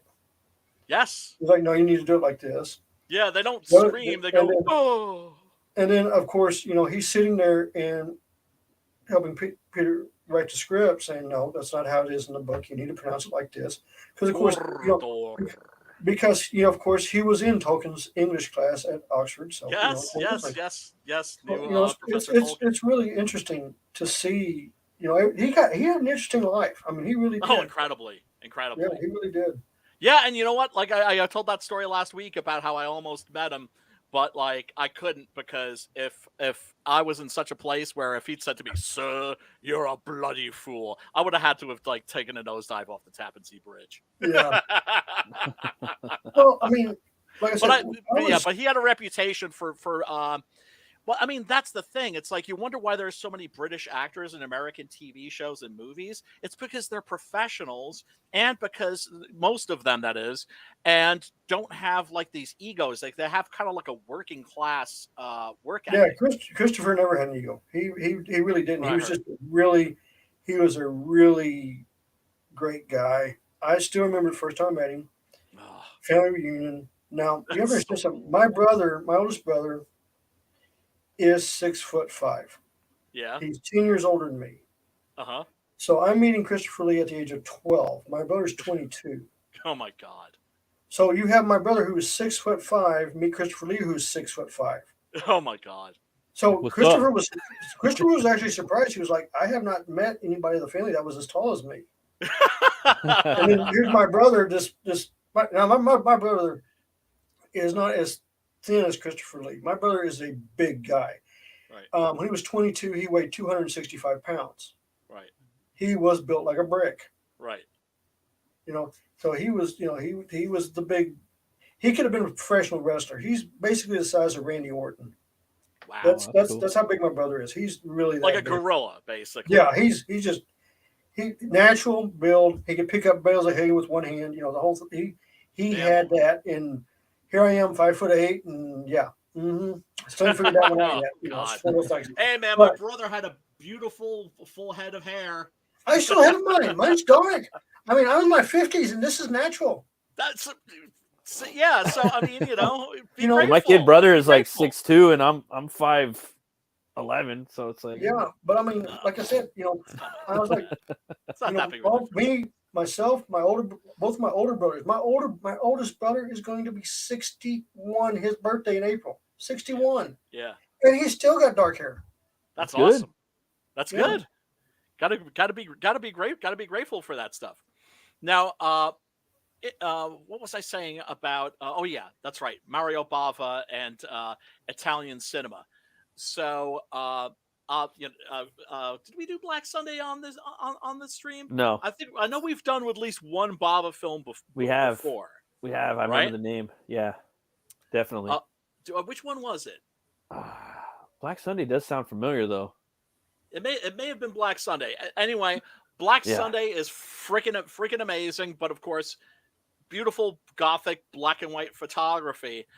But when Bava started working in color, his work took on a whole new dimension. And the guy was just a genius when it came to, because he wasn't just designing the sets, he wasn't just doing the lighting or working closely with the lighting crew, and he was also doing special effects for the movies. In fact, Dino De Laurentiis wanted him to work on the 1977 remake of King Kong. Oh shit! But and really, actually, Mario Bava was getting interest from Hollywood and invitations to come and work in Hollywood, but he was like, "Nah, I think I hang up back and just make these weird little horror movies." He did we watched Blood and Black Lace. That was the one. Blood and Black Lace, yes, And that was good. Yes. It had Yeah, the it's a same. great one. It's a giallo subgenre, right? Yep. Yeah, I really like that. Like, it's just they bring this real like presence to them in the movie, and like, I really love the set design in here, the lighting. I love the Abbey and the Verduloc. I fucking love that. That was my favorite story. They were all really good in here. I loved the way Karloff looked in there. I loved at the end too how they showed the making of as Karloff is riding on the fake horse and they're running around. He I loved love how they that. did that, where he was just like, "Hey, dude, we're here working, we're having a good time, but hey, check this out." Yes. He was like, I think that was Karloff's idea, and Bava ran with it. No, that was brilliant. The thing I like about these is real simple. The other thing is, you got to give credit to the artist who did the posters. Oh my god, yeah, we love the posters on this show. I mean, Brian, he seeks out posters of fan art and whatnot, but these I mean, posters, these original, are in a different artworks are boutique of their own, right? They're just so gorgeous. So gorgeous, yeah. Yeah, they really are. Bava himself, one of the things that's interesting about him is that it's very difficult to find a photograph of him where he's not making some kind of a face or mugging for the camera. He's having some fun, huh? Or he's just always making a face. It's like, okay, whatever. Yeah, exactly. You guys. Yeah, whatever. Right. Here he is, like, the Basset Hound, it looks like. I really love all those posters. Like, I just love they're all just awesome. Makes me want to go make a poster like that. Hey, James, you should do a poster like that for your campaign, dude. That'd be dope. You know what I'm saying? Another picture of Italian Bava. inspired. Bava, unfortunately, I thought for a minute that's what's his name from Jaws. Oh, it looks like him a little bit. He looks just like he looks like Snyder. Like his cousin from Italy. Totally, dude. 100%. He's like, I'm this scary guy. It's the biggest shark. It's gonna come out and bite you. Out of the Mediterranean. Yeah, this one's. I wonder really how much they paid Karloff to do this movie. I'm sorry? I wonder how much they paid Karloff to do this movie. Well, I mean, Karloff was always happy to get work. He looked like he was having Karloff- fun during this, right? I knew that, but you know, He definitely was having fun during this Yeah. because making an Italian movie, evidently at that time, was just an incredible amount of fun. Henry Fonda said he was like, when he was invited to do films in Italy, Once Upon a Time in the West. being one I've of heard the them. whole story behind that one. Right. And so he calls up Eli Wallach, who, of course, was a friend of his who had been played Tuco in The Good, the Bad, and the Ugly. And he was like, "Hey, they're offering me this movie in Italy. Do you think I should go do it?" He was like, "Hell yeah, yeah! You will have the most fun you will ever right. have making a movie." But did you hear what he did when he went to meet Sergio Leone the first time? No. Oh my God! Shoot. Okay, here's the lowdown on this little debacle.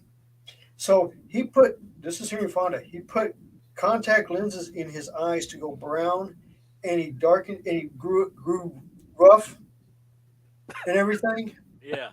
To go meet Leone. Yeah. And Leone was like, "What are you doing? I wanted the baby blues." Right. He wanted the blues, and he said that. And this is what Henry Fonda said. Yeah. About The Good and the Bad, about Once Upon a Time in the West. Yeah. It is the greatest introduction of a villain ever shot. It is. And he says, "It is." And he said, this is what he said. "This is my first time ever being the villain. So Yep. everybody has always seen me as the hero." Yeah, he loved that shit, right? Yeah, and he was And he absolutely said- Those hero and he was actors, He was at a theater in the States, watching, and everybody saw him as the villain. And like when he shoots the kid, shooting a little boy. it was Yeah, like- murders it a was little like, boy. It totally shocked everybody. And is really quite happy to do it. That's what I'm yeah. saying. Frank in that movie, Frank in Once Upon a Time in the West is a psychopath and a Yeah. sadist. But he wasn't the first I mean, choice. absolutely, not just a villain, but an absolutely satanic villain. But he wasn't the first choice. I know. But he was, I think, the first choice for Fistful of Dollars. He was one of them anyway. Because I know Clint Eastwood was, I think, like number 7. Something No. What I'm saying is the character of Frank, Yes. they only tried to get Lee Van Cleef and Clint Eastwood to come back to do the movie.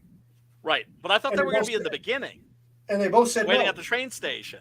No, Lee Van Cleef was going to play Frank, and Clint Eastwood was going to do his fourth version Oh, of that's right. his harmonica. And Yeah, they both said no. Yeah. And So you know he what? went- Thank goodness they did. Yeah. Thank goodness they did. Because it's a much better. Oddly enough, it's an odd thing to say. It's a much better movie without Eastwood and Van Cleef. Yeah, it is. It just is. And it mean, bookends the Man with No Bronson- Name trilogy, doesn't leave it Bronson, extra shit, Bronson's so good in that movie. Bronson is fantastic. They're all fantastic. The casting is perfect. Cardinale. I gotta go back and rewatch that tonight, hopefully. Oh, one of the best movies ever. One of the best I movies ever. watch that movie like once a month. Yes. do. I mean, when people love ask that you what movie. my favorite movie is, it's just like that's always it's like between that and Bride of Frankenstein, pretty much. The question I always get is, "What's your The Dawn favorite of the Dead." Western?" That's the one that gets me. It's what's your favorite Western? I said, well, it's either Once Upon a Time in the West or The Good and the Bad and the Ugly. Yeah, for me, it's Once Upon a Time in the West or Shane. I really love I'm a Shane. big I always sucker hear for Shane. too. Shane. I'm gonna have to check out Shane. Shane's a good movie. So beautiful. But I've heard of that So for years. beautiful. So beautiful. Well, one I of love Shane, but yeah.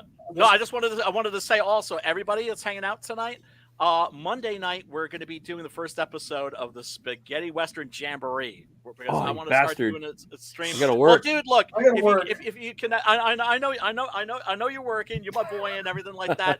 If you No, I get a know. chance to drop in the chat to say what's up or something like that, but I mean, oh you my know, God. it, Oh it my God. it's all Spaghetti good. But yeah, we're going to be There's talking about so the many original spaghetti Django. westerns that it's unbelievable.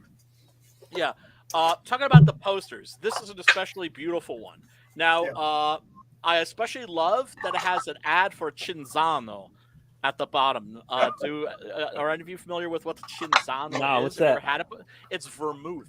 Have you ever had vermouth before? Yeah, I have. Okay. Yeah. Yeah. That's some dry shit. Yeah, it is. I like it. I like it, but you know, I'm not. I like With it, some but I'm not absinthe. crazy about it. Oh yeah, no, I got some absinthe. Yeah, well, I've been Sugar to cube age- on there and the, yeah, and it's the a whole goth spoon. thing. Yep. Yeah, I've yeah. been to Asia so many times it's not even funny. But The I've worm never root. been to Europe. I've never Yes. been to Europe. This is a really nice shot of Oh. Bava and Karloff together. So were you Gives guys you an getting idea of vibes what like the, Twilight Zone, like when he did the introduction, the intro in the beginning? Karloff, Yes. was that a little bit of like, you think Twilight Zone inspired, but like horror too? Like, or No, I don't think so. Wasn't I he really- already doing Thriller at this point?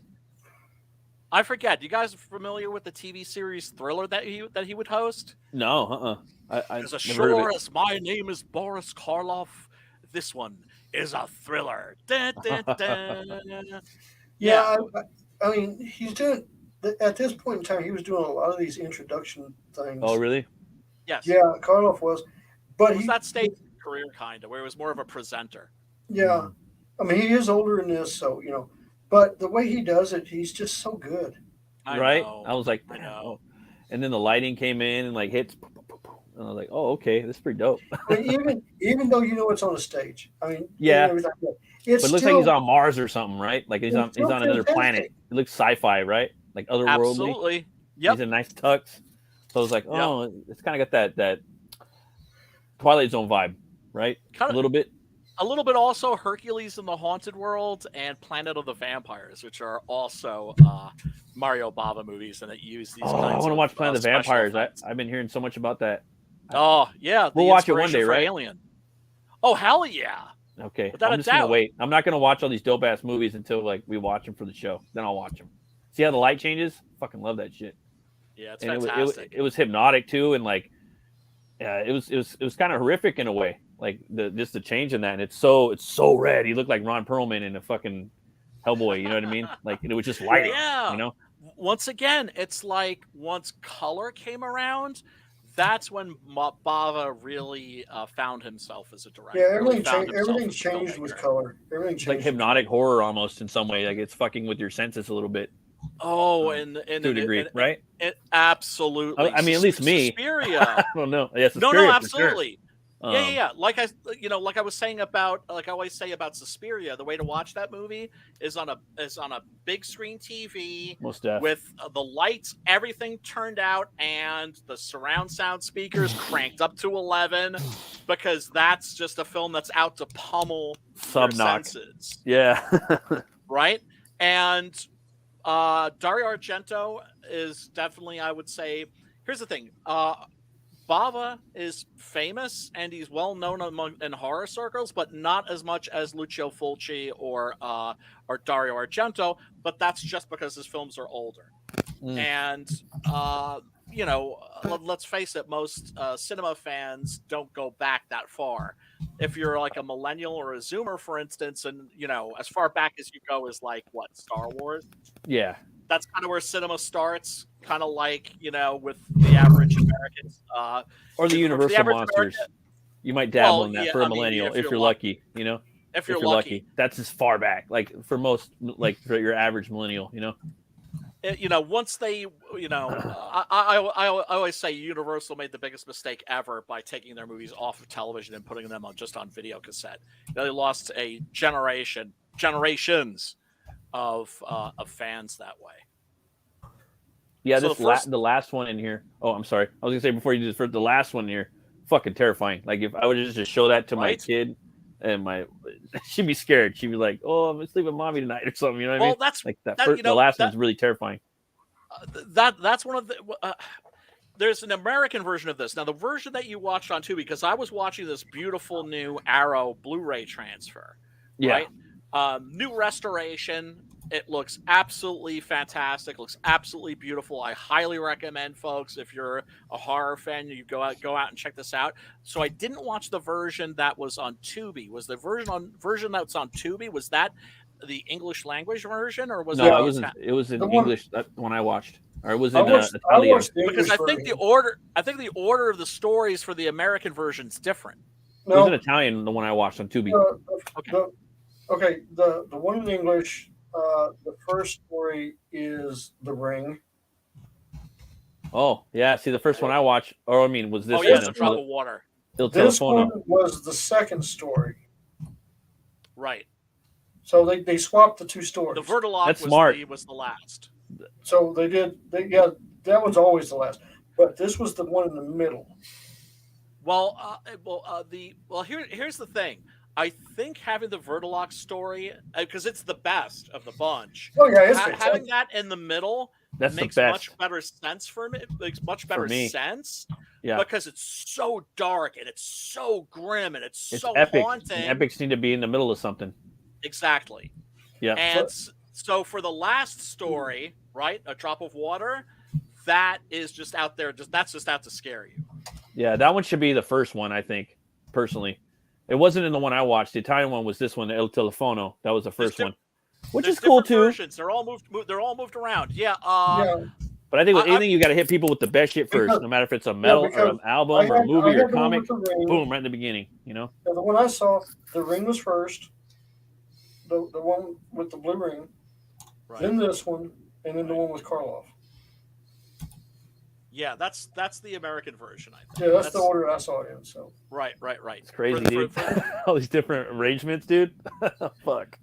It happens. It makes sense though. It's like when you're putting an album together, you know, like so you got fast songs and slow songs. Like how do you arrange them? You know what I mean? And which ones are the best ones? And how do you drip them in? And in anthologies too, it's kind of like the arrangement of songs on an album. Right. Yeah. It's not.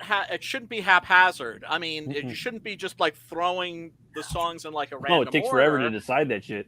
The thing absolutely, and you also want to make sure that like you open with a good hook, and then also when you're ending, you want to leave your audience with a feeling, with a mood. Yeah.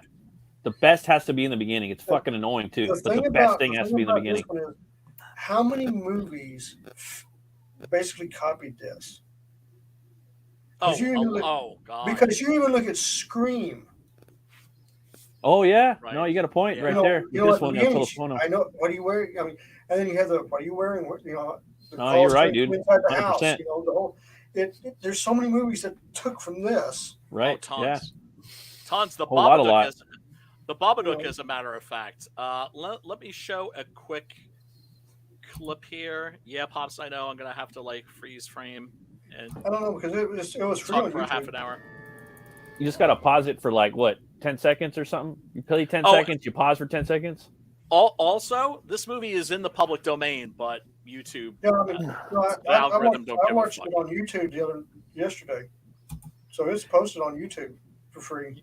Oh, no, I know, but it's one of those stupid things. It's like the same way that, I would love to be able to show trailers, but I can't show trailers, and trailers are literally commercials for the damn movie. You know. Hell, Darko D13 Creep Show is awesome. What up, Darko? Thank you so much for joining us. Welcome. Come back next time. Yeah. Once we get through with this, I have a commercial, and it is a commercial. It's not a trailer. It's a commercial. Right. That is better than the D&D trailer they just released. Oh, man. Oh, God. Oh, no. That's setting the bar mighty low, dude. Oh, no. But you don't understand. It's D&D. Woo. Right.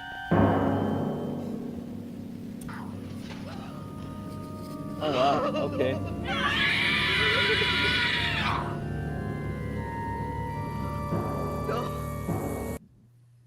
Such a creepy scene. And for those of you that haven't seen The Babadook, that came out, I think was it 8 years ago now? Excellent little horror movie. Definitely check it out. One of the better horror movies about depression, actually.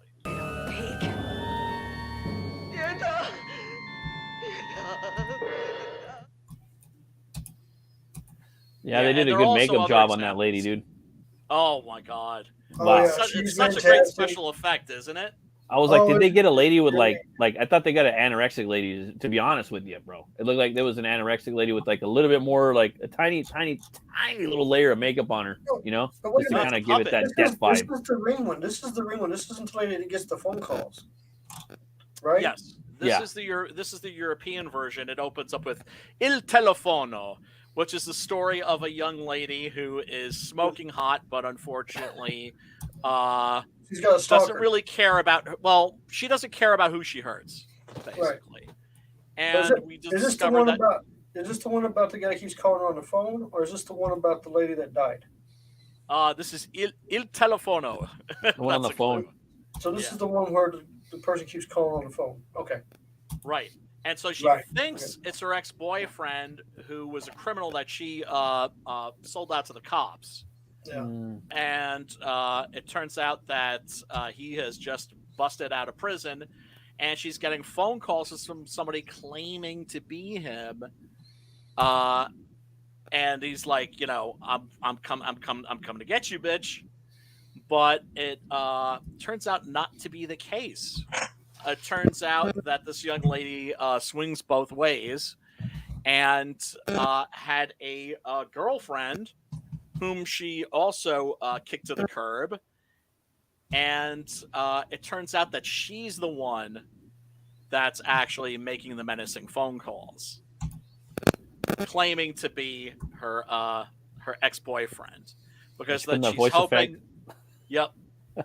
Yeah. I mean, of course, it's a ridiculous, conceit, but that's one of the things I also love about Italian horror films that a lot of American audiences find completely baffling, is how they really have absolutely no interest in being realistic. The only thing baffling about this one was who in their right mind would wear a towel like that? Herman P. Hunter from the Lore Forge. Thank you, Herman, for joining us. We really do appreciate you. So this movie scared the crap out of me as a kid. Yeah, I can see that. Really, well, Bava was the first director that I noticed when I was a kid. That's to say, when I was a small child, obviously I loved watching horror movies, but I didn't know what a director was. I didn't know what the people behind the scenes were doing.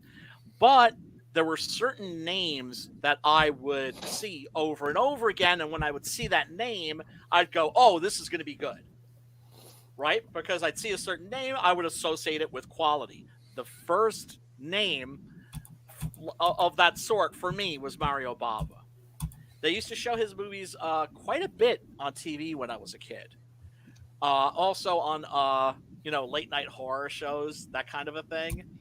I remember seeing Planet of the Vampires a lot. I remember seeing this a lot.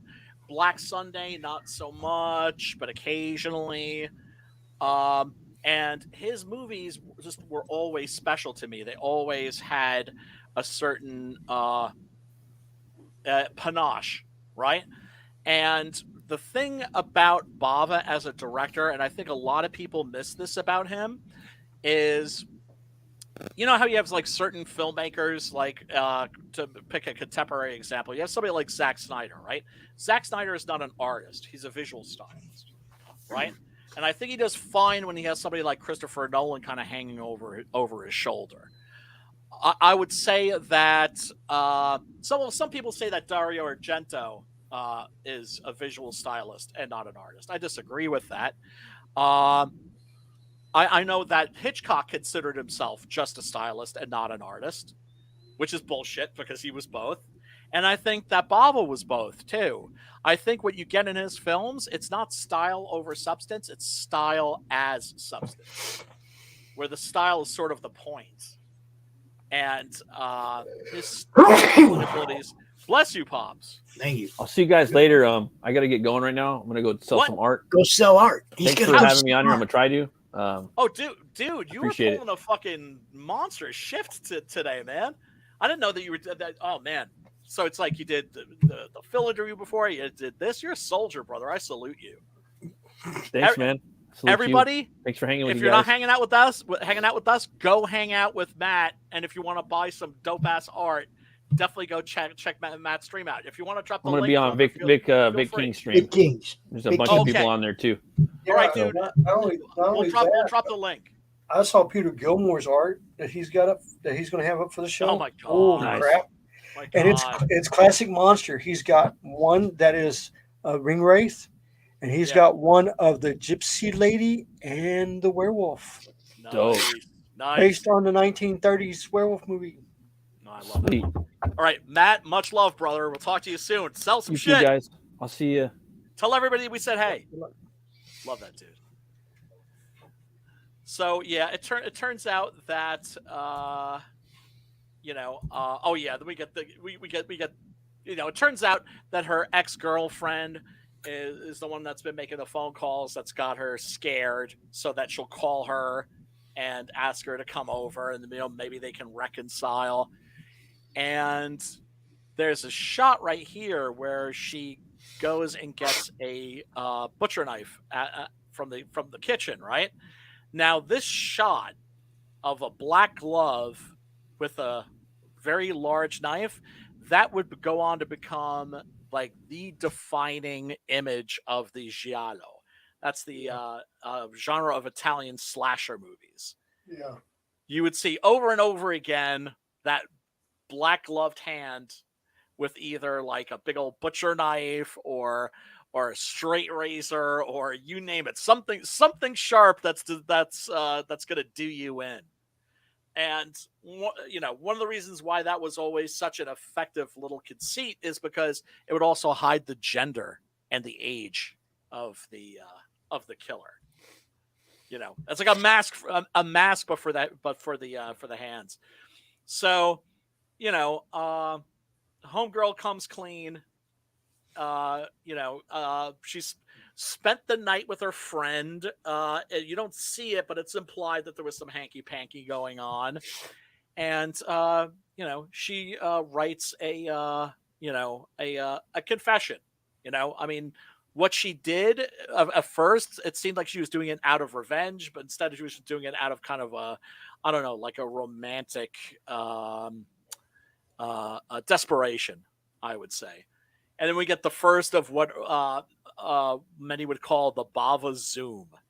Now, a lot of people call Bava a zoom hound, but I'm sorry, man. To me, it's one of the hallmarks of his films, and I don't think it's something that he abused. It's something that he did judiciously. And we see that the doorknob is turning, and sure enough, it's the criminal ex-boyfriend who chokes homegirl here to death with a stocking, and sets after his ex-girlfriend, which does not end well. Now, one of the things that's interesting is that in the American version, suddenly you hear the ex-boyfriend's voice coming over the telephone. Well, in the Italian version, you don't hear that. So there's nothing supernatural about this story. In the American version, though, it's not the boyfriend's voice; it's another man's voice. Oh, that's right. Right, they kind of changed the whole plot to this. They changed the whole plot that the person's watching her the whole time. It's not the girlfriend. It's not the boyfriend. It's somebody else, and she goes into a complete insanity over it. And in the American version, because I watched it yesterday, she kills the boyfriend. Right. And then she goes insane. Right.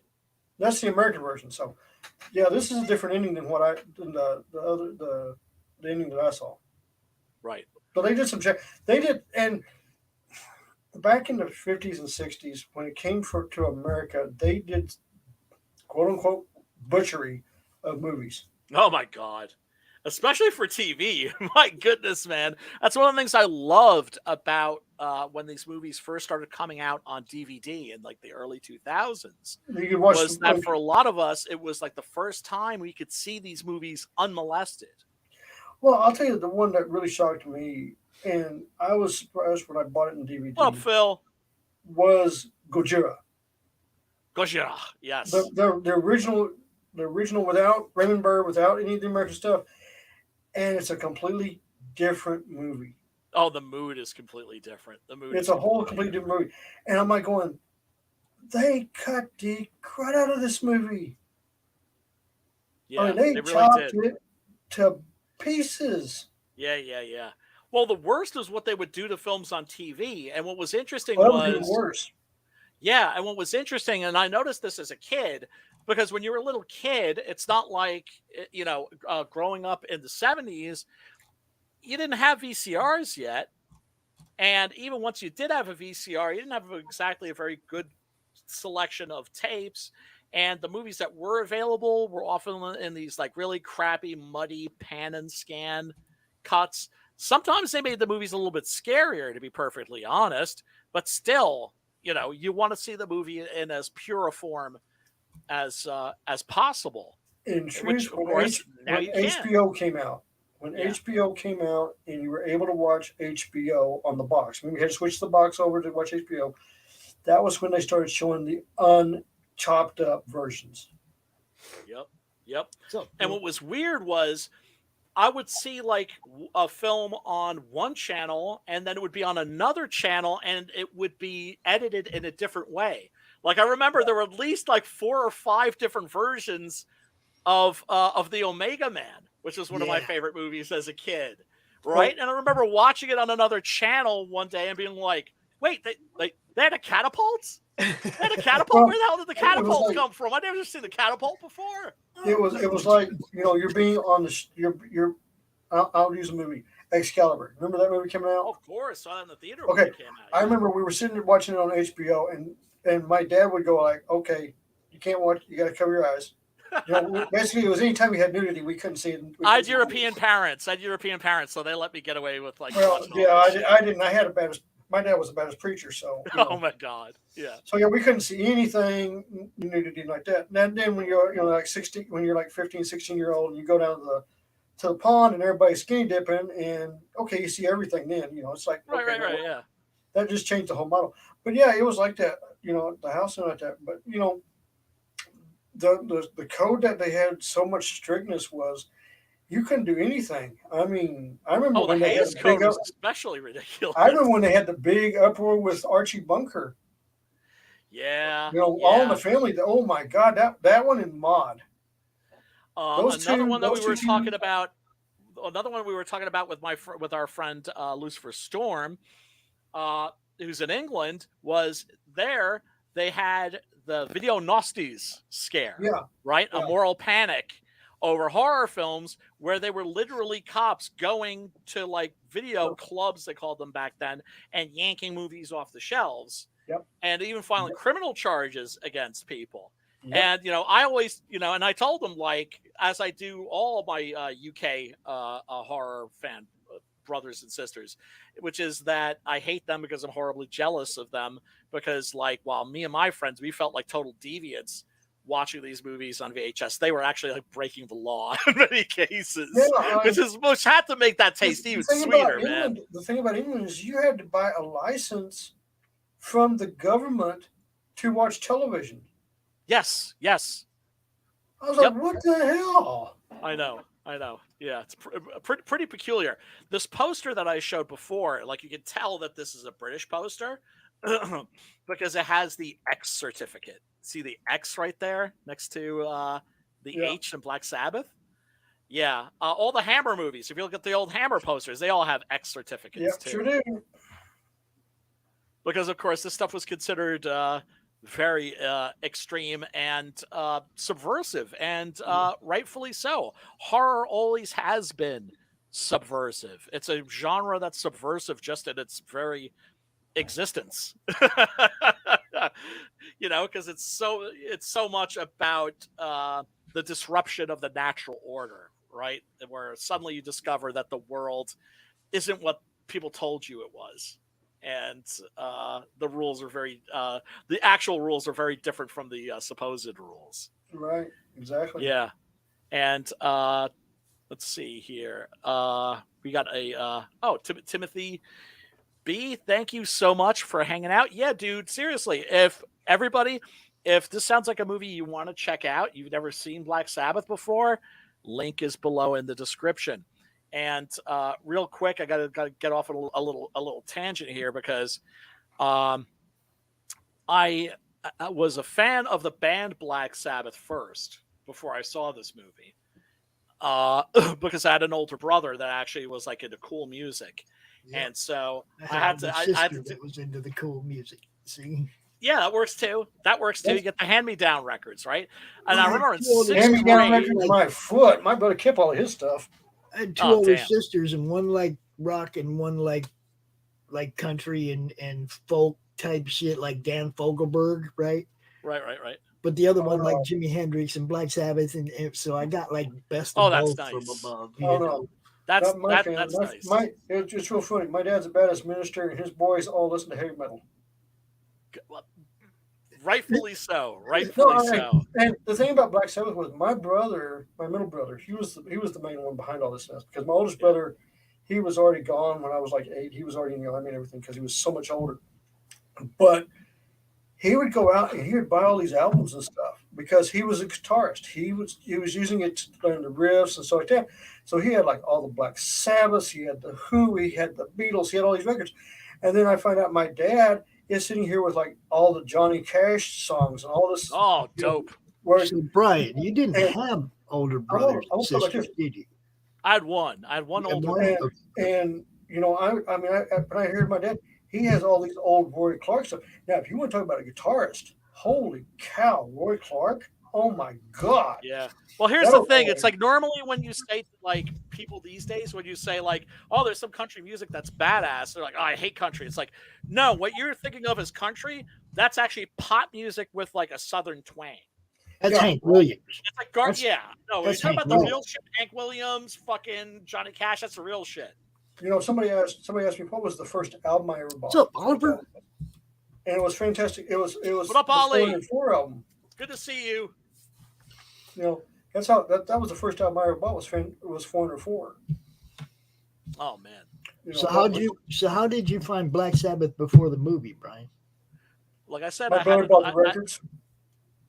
I had an older brother. He turned me onto their stuff, and it clicked with me.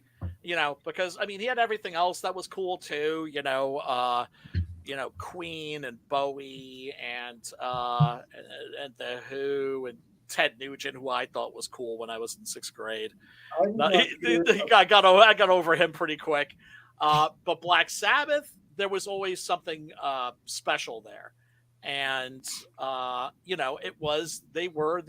think of them as the original heavy metal band. I always think of them as the original goth metal band, as the original gothic rock band. The thing with Black Sabbath was I did not know about this movie until I was like 17 or 18, and I saw an interview with Tony Iommi talking about, no, there was this movie called Black Sabbath, and we went and saw it, and we were like, oh, this is really good. So we took the name. That was the first time I had ever even heard of this movie. I had never heard of this movie at all. They showed this on TV quite a bit when I was a kid, right? So 6th grade, I'm in my classroom, and every day I'm like doing this on the desk. Right? That's how much of a fan I am, because how kids when you're a kid, how much you take everything so much more seriously.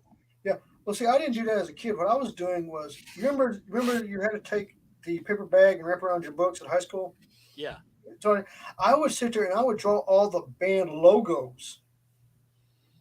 Yeah, I would. Metallica and Iron Maiden, and I would sit there and draw every. And I mean, I am perfect. I was a punk rock guy in those those years, but yeah. No, my brother was in a band at the time. My middle brother got in a band right when he got out of high school, and before he went to the army, he was in a band, and they were playing metal and like that. And then when I got out of high school and was going to the army, my brother's band had taken off. My brother had gotten back out of the army. His band has taken off. Pantera is fixing to sign for Cowboys from Hell. And while I was leaving for Korea, I did one of Pantera's shirts. And for me, the rest is history when it came to T-shirts and stuff like that. So I remember you saying last week, yeah. So like I said, it was cool. And then when I got over to Japan and over to Asia, there's a whole different metal scene over there, and I got into that thing. I've heard. Oh, it was wild. Tokyo Dome. Oh my God. Echo the acoustics in that dome. Best concert ever. It was Ozzy Osbourne, Metallica, ex-Japan, Lunacy, Virus, and Tokyo Yankees. Now, Tokyo Yankees, yeah, did the most horrendous, awful take of Ace of Spades you've ever heard. But it is so god awful. It's fantastic. Brilliant in its stupidity. No, it's just the way. It's just they couldn't sing it. That was the problem. Right. They could play it, right, but they couldn't sing it. Right. You know, and it's the effort that counts. It's the spirit that counts. Oh no, I mean, seriously, you can pull up videos on this thing. It is so. It's you're sitting there going like, it's so good, but they suck singing it. You know, you're just sitting there because I mean they're hitting every note right. I mean, musically wise, it's perfect. Vocal wise, it's god awful. But that makes it awesome. That's what, yeah. And when you're listening to it live, and you're in the theater. I mean, you're in the Tokyo Dome, so you hear him singing it live. You're like going, "This is great." Right. You know. Yeah. Oh man, I remember seeing a Japanese band called Guitar Wolf that were opened up for the Cramps, actually, and they were sort of like a Japanese version of the Ramones. Yeah, and then everything changed when Baby Metal came around. Definitely not my thing. Dude, I will say this: only the Japanese could pull that off. No, I'm serious. No, I believe you. No, I agree. Actually, it's still not my thing. But whoever came up with this idea of taking a thrash metal band and putting 3 14-year-old cute-looking girls in front as their lead singers, and not only did it take off, but bands like Iron Maiden, Slayer, Megadeth, Metallica, shoot, even Lady Gaga picked them up to be their opening bands. I know, it's awesome. I was like, holy crap. Yes.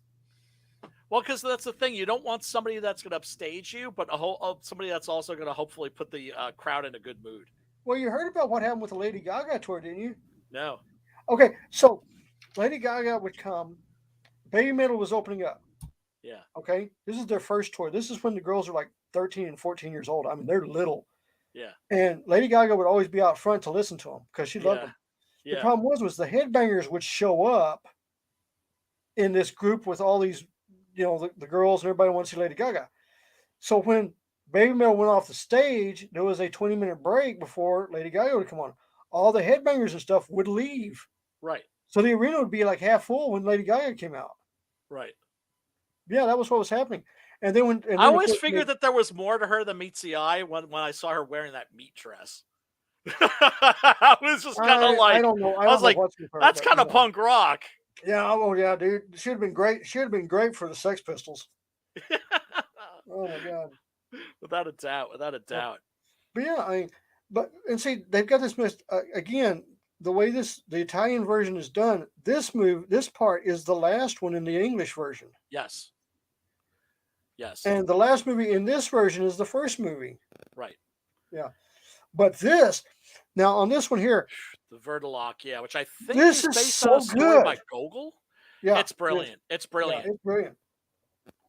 It really is. And for those of you that don't know the lore of the Verdelock, basically this is a vampire story, but this is a different kind of vampire. This is really a even more horrific vampire than the kind that you're used to, because this is a vampire that has a special desire for the blood of loved ones, and the more they love you, the more they want your blood. They crave you. Yeah. The more they crave you. So when the story opens, you've got this family that's waiting for its patriarch to return. He set out to kill this Turk named Alibek, who is a Verdelock, who is a vampire. And so Mark Damon here finds the Turk's headless body with the father's dagger sticking out of his back. But then they're like, well, here's the thing. It's like, he said, if I don't come back in 5 days, don't let me back in.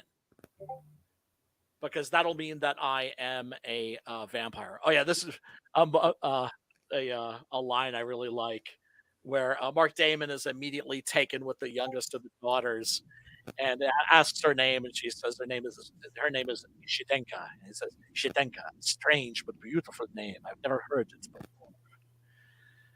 And we get the little bit. I love that lighting on her where you just see her eyes lit up.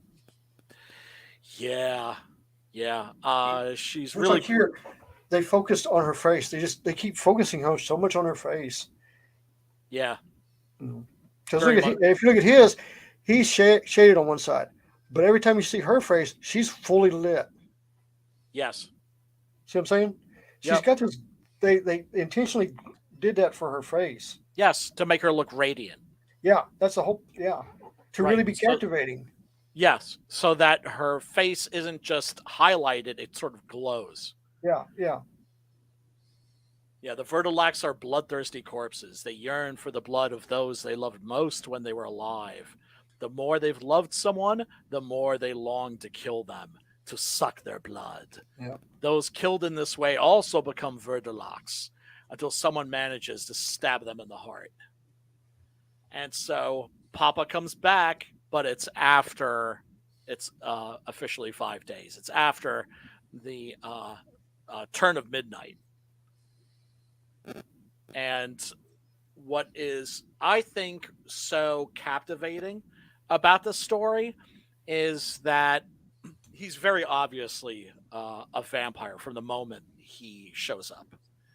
Not only does he show up after the bell, he's not acting right at all. He also has a wound, which doesn't seem to bother him too much, which appears to be an attempted stab in the heart.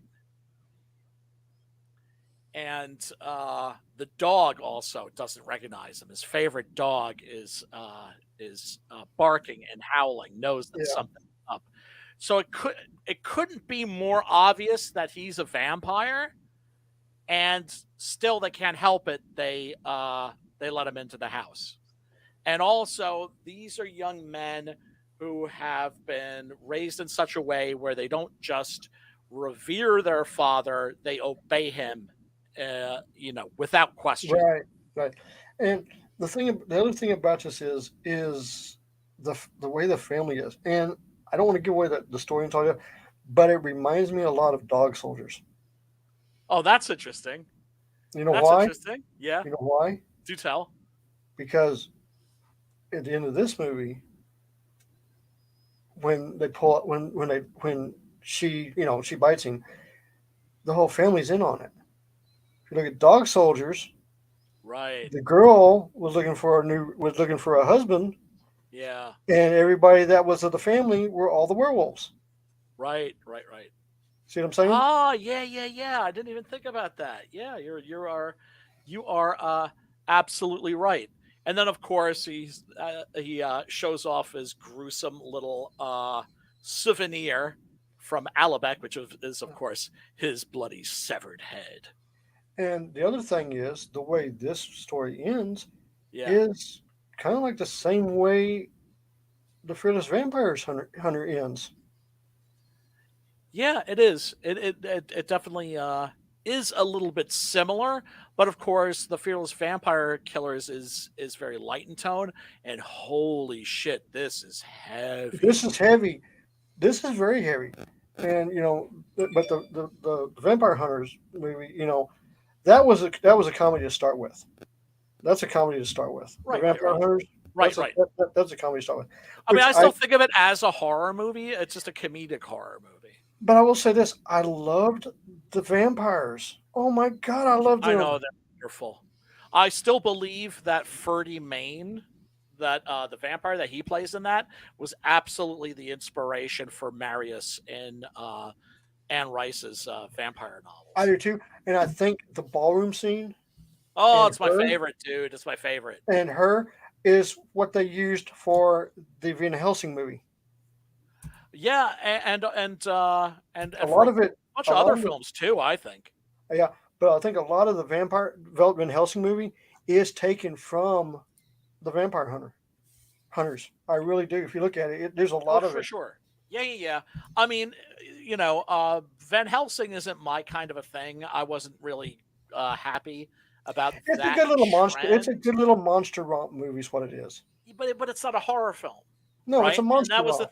right, and that was the thing about the Stephen Sommers movies was same thing with The Mummy. It's like same thing with Underworld. They were making monster movies where they were taking the horror out. Yeah, they made you feel. Made them more cozy. They made them more accessible. Where if Yeah, you didn't like I mean, horror, you might enjoy this. like even with my stories, the Steins, you get a more in-depth look at the monsters. But when I flipped the switch on it, I flipped the switch, Right. and I'll give you one scene. Okay. One of the werewolves catches a guy, and what's the first thing he does? He slices him open in the stomach, Right. and then when the guy Disembowels him? looks up, he bites his head off. Okay.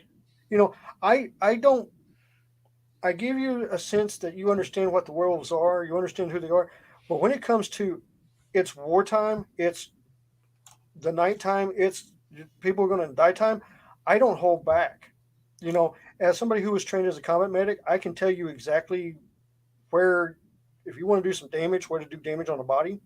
Oh my And god. I use that in my stories. I'm like, you're going to do this. I'm going to do this. This is what's going to happen to the body Right. because I know Right. what's going to happen to the body. Right. And so when We you're were reading the talking. script- We a couple weeks ago we did William Lustig's Maniac, which has special effects in it by Tom Savini, and we're talking about how Tom Savini was a photographer in Vietnam, yeah, and how the way he kind of psychologically survived that experience was by looking through his camera lens at these mangled bodies and thinking, oh, how would I do this? yeah, that's the whole point. And the other thing is, I have a problem when I go see now these movies here. I love watching these movies; they're fantastic. But like modern day movies right now, I can't go watch those without keeping a straight face because I just start laughing so hard. Well, that sounds like Pops with all of these movies, but no. What I'm talking about is, you just cut the dude's arm off and he's dropped 20,000 gallons of blood. There's no way you have that kind of blood in your body. You don't have that much. well, yeah, I mean, and I'm not one to defend contemporary films by any stretch, but films aren't meant to be accurate reflections of reality. But I'm just saying the problem I have with all modern movies, I'm sitting here going like, no, that's not, because I've actually seen what happens. Oh, it's dude, like, no, that's not what it looks like. Well, dude, you know what my favorite always was, and you saw this in American films forever, was people getting their throats slashed, and you just see this thin little trickle of blood, and they go, oh, no. And then I'm watching RoboCop, and Clarence Boddicker gets stabbed in the neck by RoboCop, and his blood is shooting out of his jugular vein, like, and the audience starts laughing because they think it's ridiculous. It's like, actually, that's pretty close. It's way more realistic. You stab somebody in the jugular vein, their blood's gonna hit the ceiling. It's like every time you watch the Western movie, where does he get shot? In the thigh. Bad idea. Yes, or the shoulder. How about the shoulder? Yeah, it's always up here, or it's in the thigh, and the bullet's in the inner thigh. I'm like going, dude, there's an artery there. You don't want to get shot. Right, there's a big old artery there. Yeah, you'll bleed to death in 45 minutes. Yep. It's one of those things. Yep. And then of course we get these. But I mean, this scenery right here. Oh my God, that scenery right there is that's just pure the Baba, ruins. man. Oh my God, that's so beautiful. Gothic horror. Oh yeah, oh my God, yeah, that whole thing right there, and the lighting right here. The lighting is so good, and again, her face is glowing. Yep.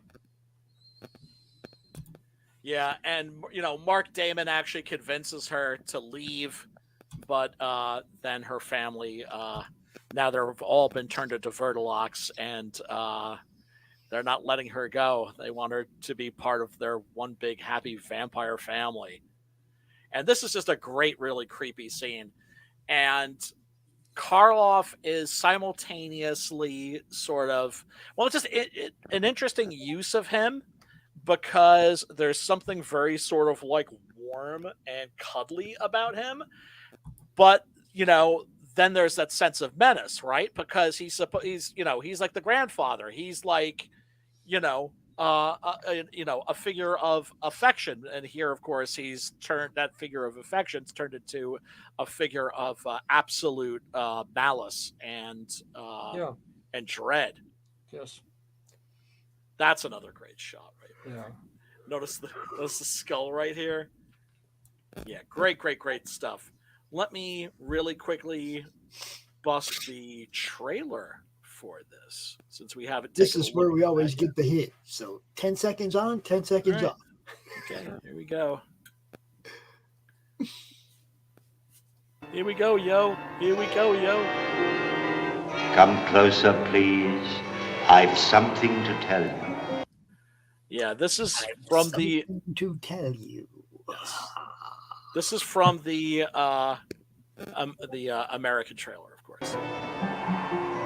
Ladies and gentlemen, how do you do? This is Black Sabbath.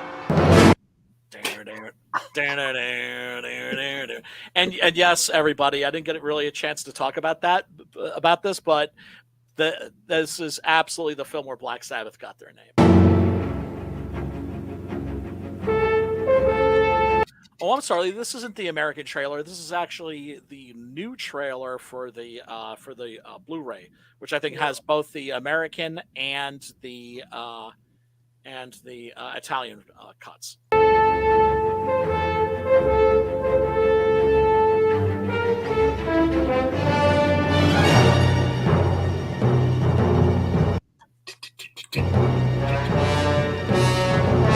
Oh, it's such a creepy scene. Yeah, this totally. This is from the last story, A Drop of Water. Il telefono.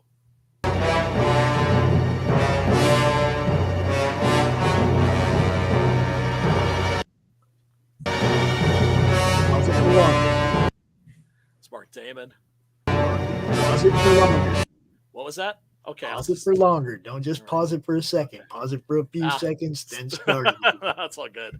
I'm gonna just say fuck it. Also, it is almost. Oh no, keep playing it. Just don't. 11 o'clock. No, dude, I need to peace out. I need to get my grub on real quick. Let's take a look at James's campaign again. Let me pull it back up. You got it. Yeah, Phil says, "Yo, Ollie, everybody that's hanging out, thank you so much for tuning in. We really do appreciate you."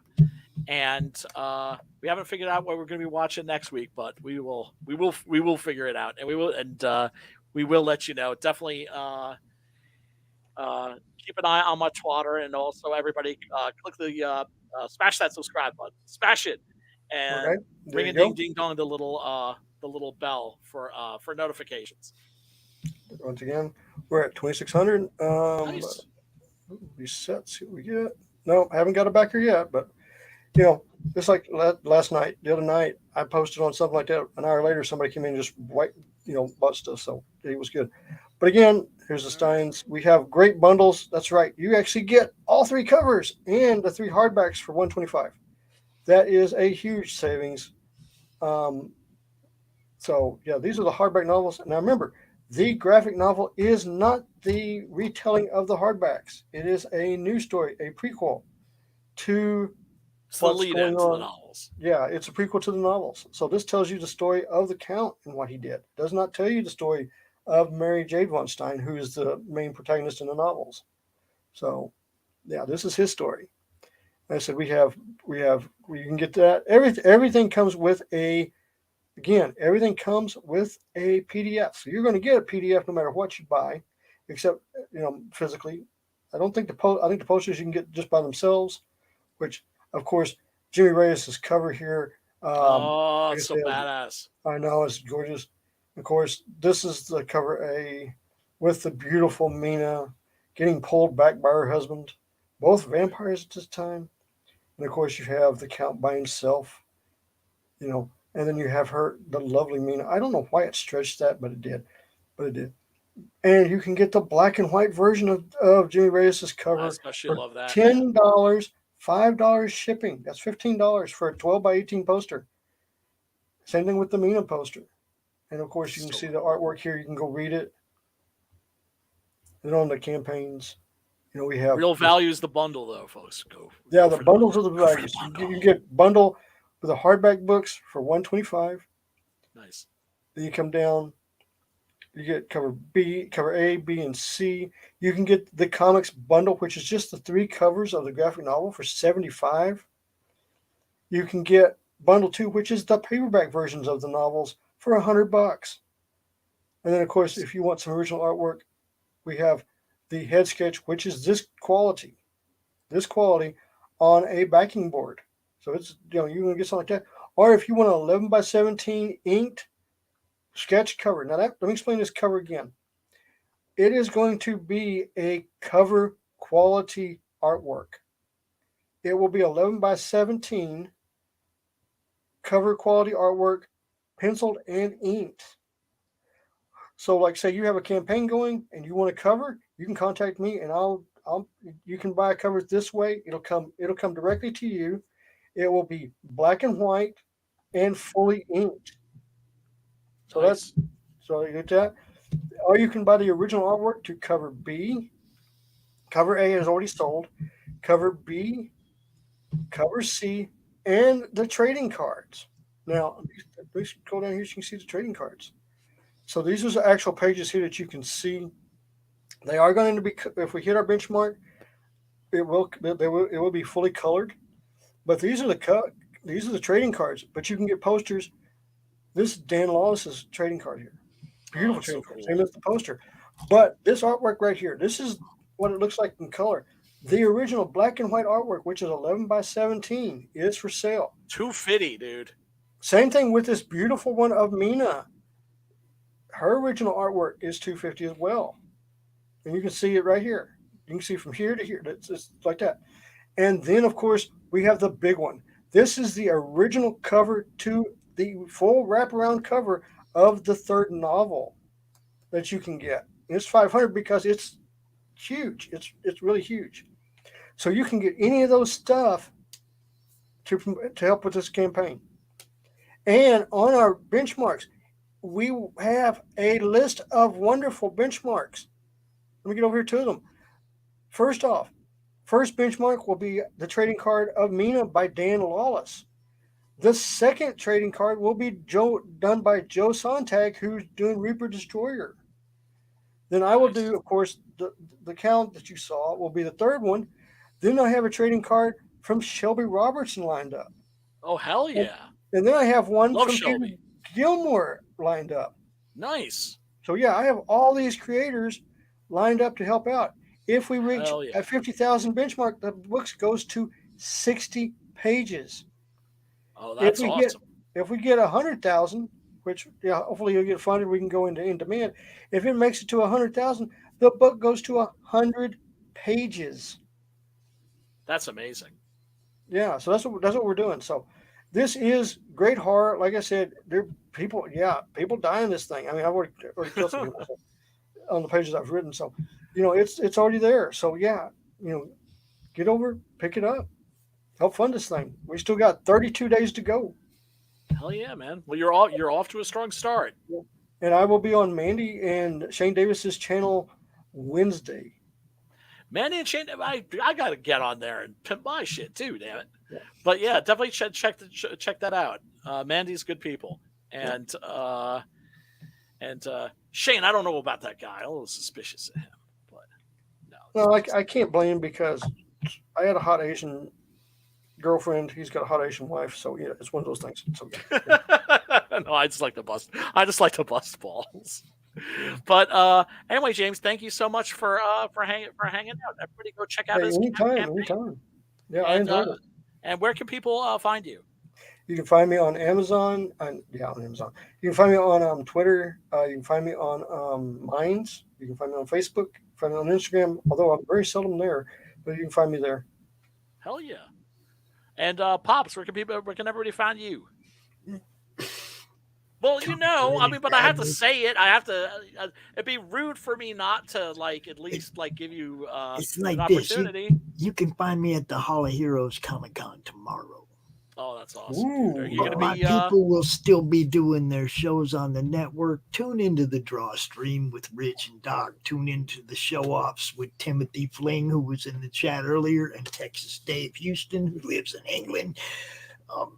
And Amy Good show tomorrow night. Silverline show tomorrow night. Have been having problems getting the YouTube downloader to give me Matt Burke episodes so I can get one up tomorrow night, but I'll get that figured out too, because that's what I do. Yeah. Everybody go check out Matt's channel too. He just had a great interview with our boy Phil from Zane Comics, who was also in the chat earlier. Who's also in the chat hanging out. Big ups to him. Yep. Yeah, everybody in the chat, thank you so much for hanging out. We really do appreciate you. And we will see you next week. I'm going to go get my grub on. Pops, do you want to yeah, I got you. Take us out? I got you. Oh, all right. And everybody, until we see you next time, peace, love, and metal. The doctor is in, baby. This is Doc Blalock, and you're watching the Madness Comic Network.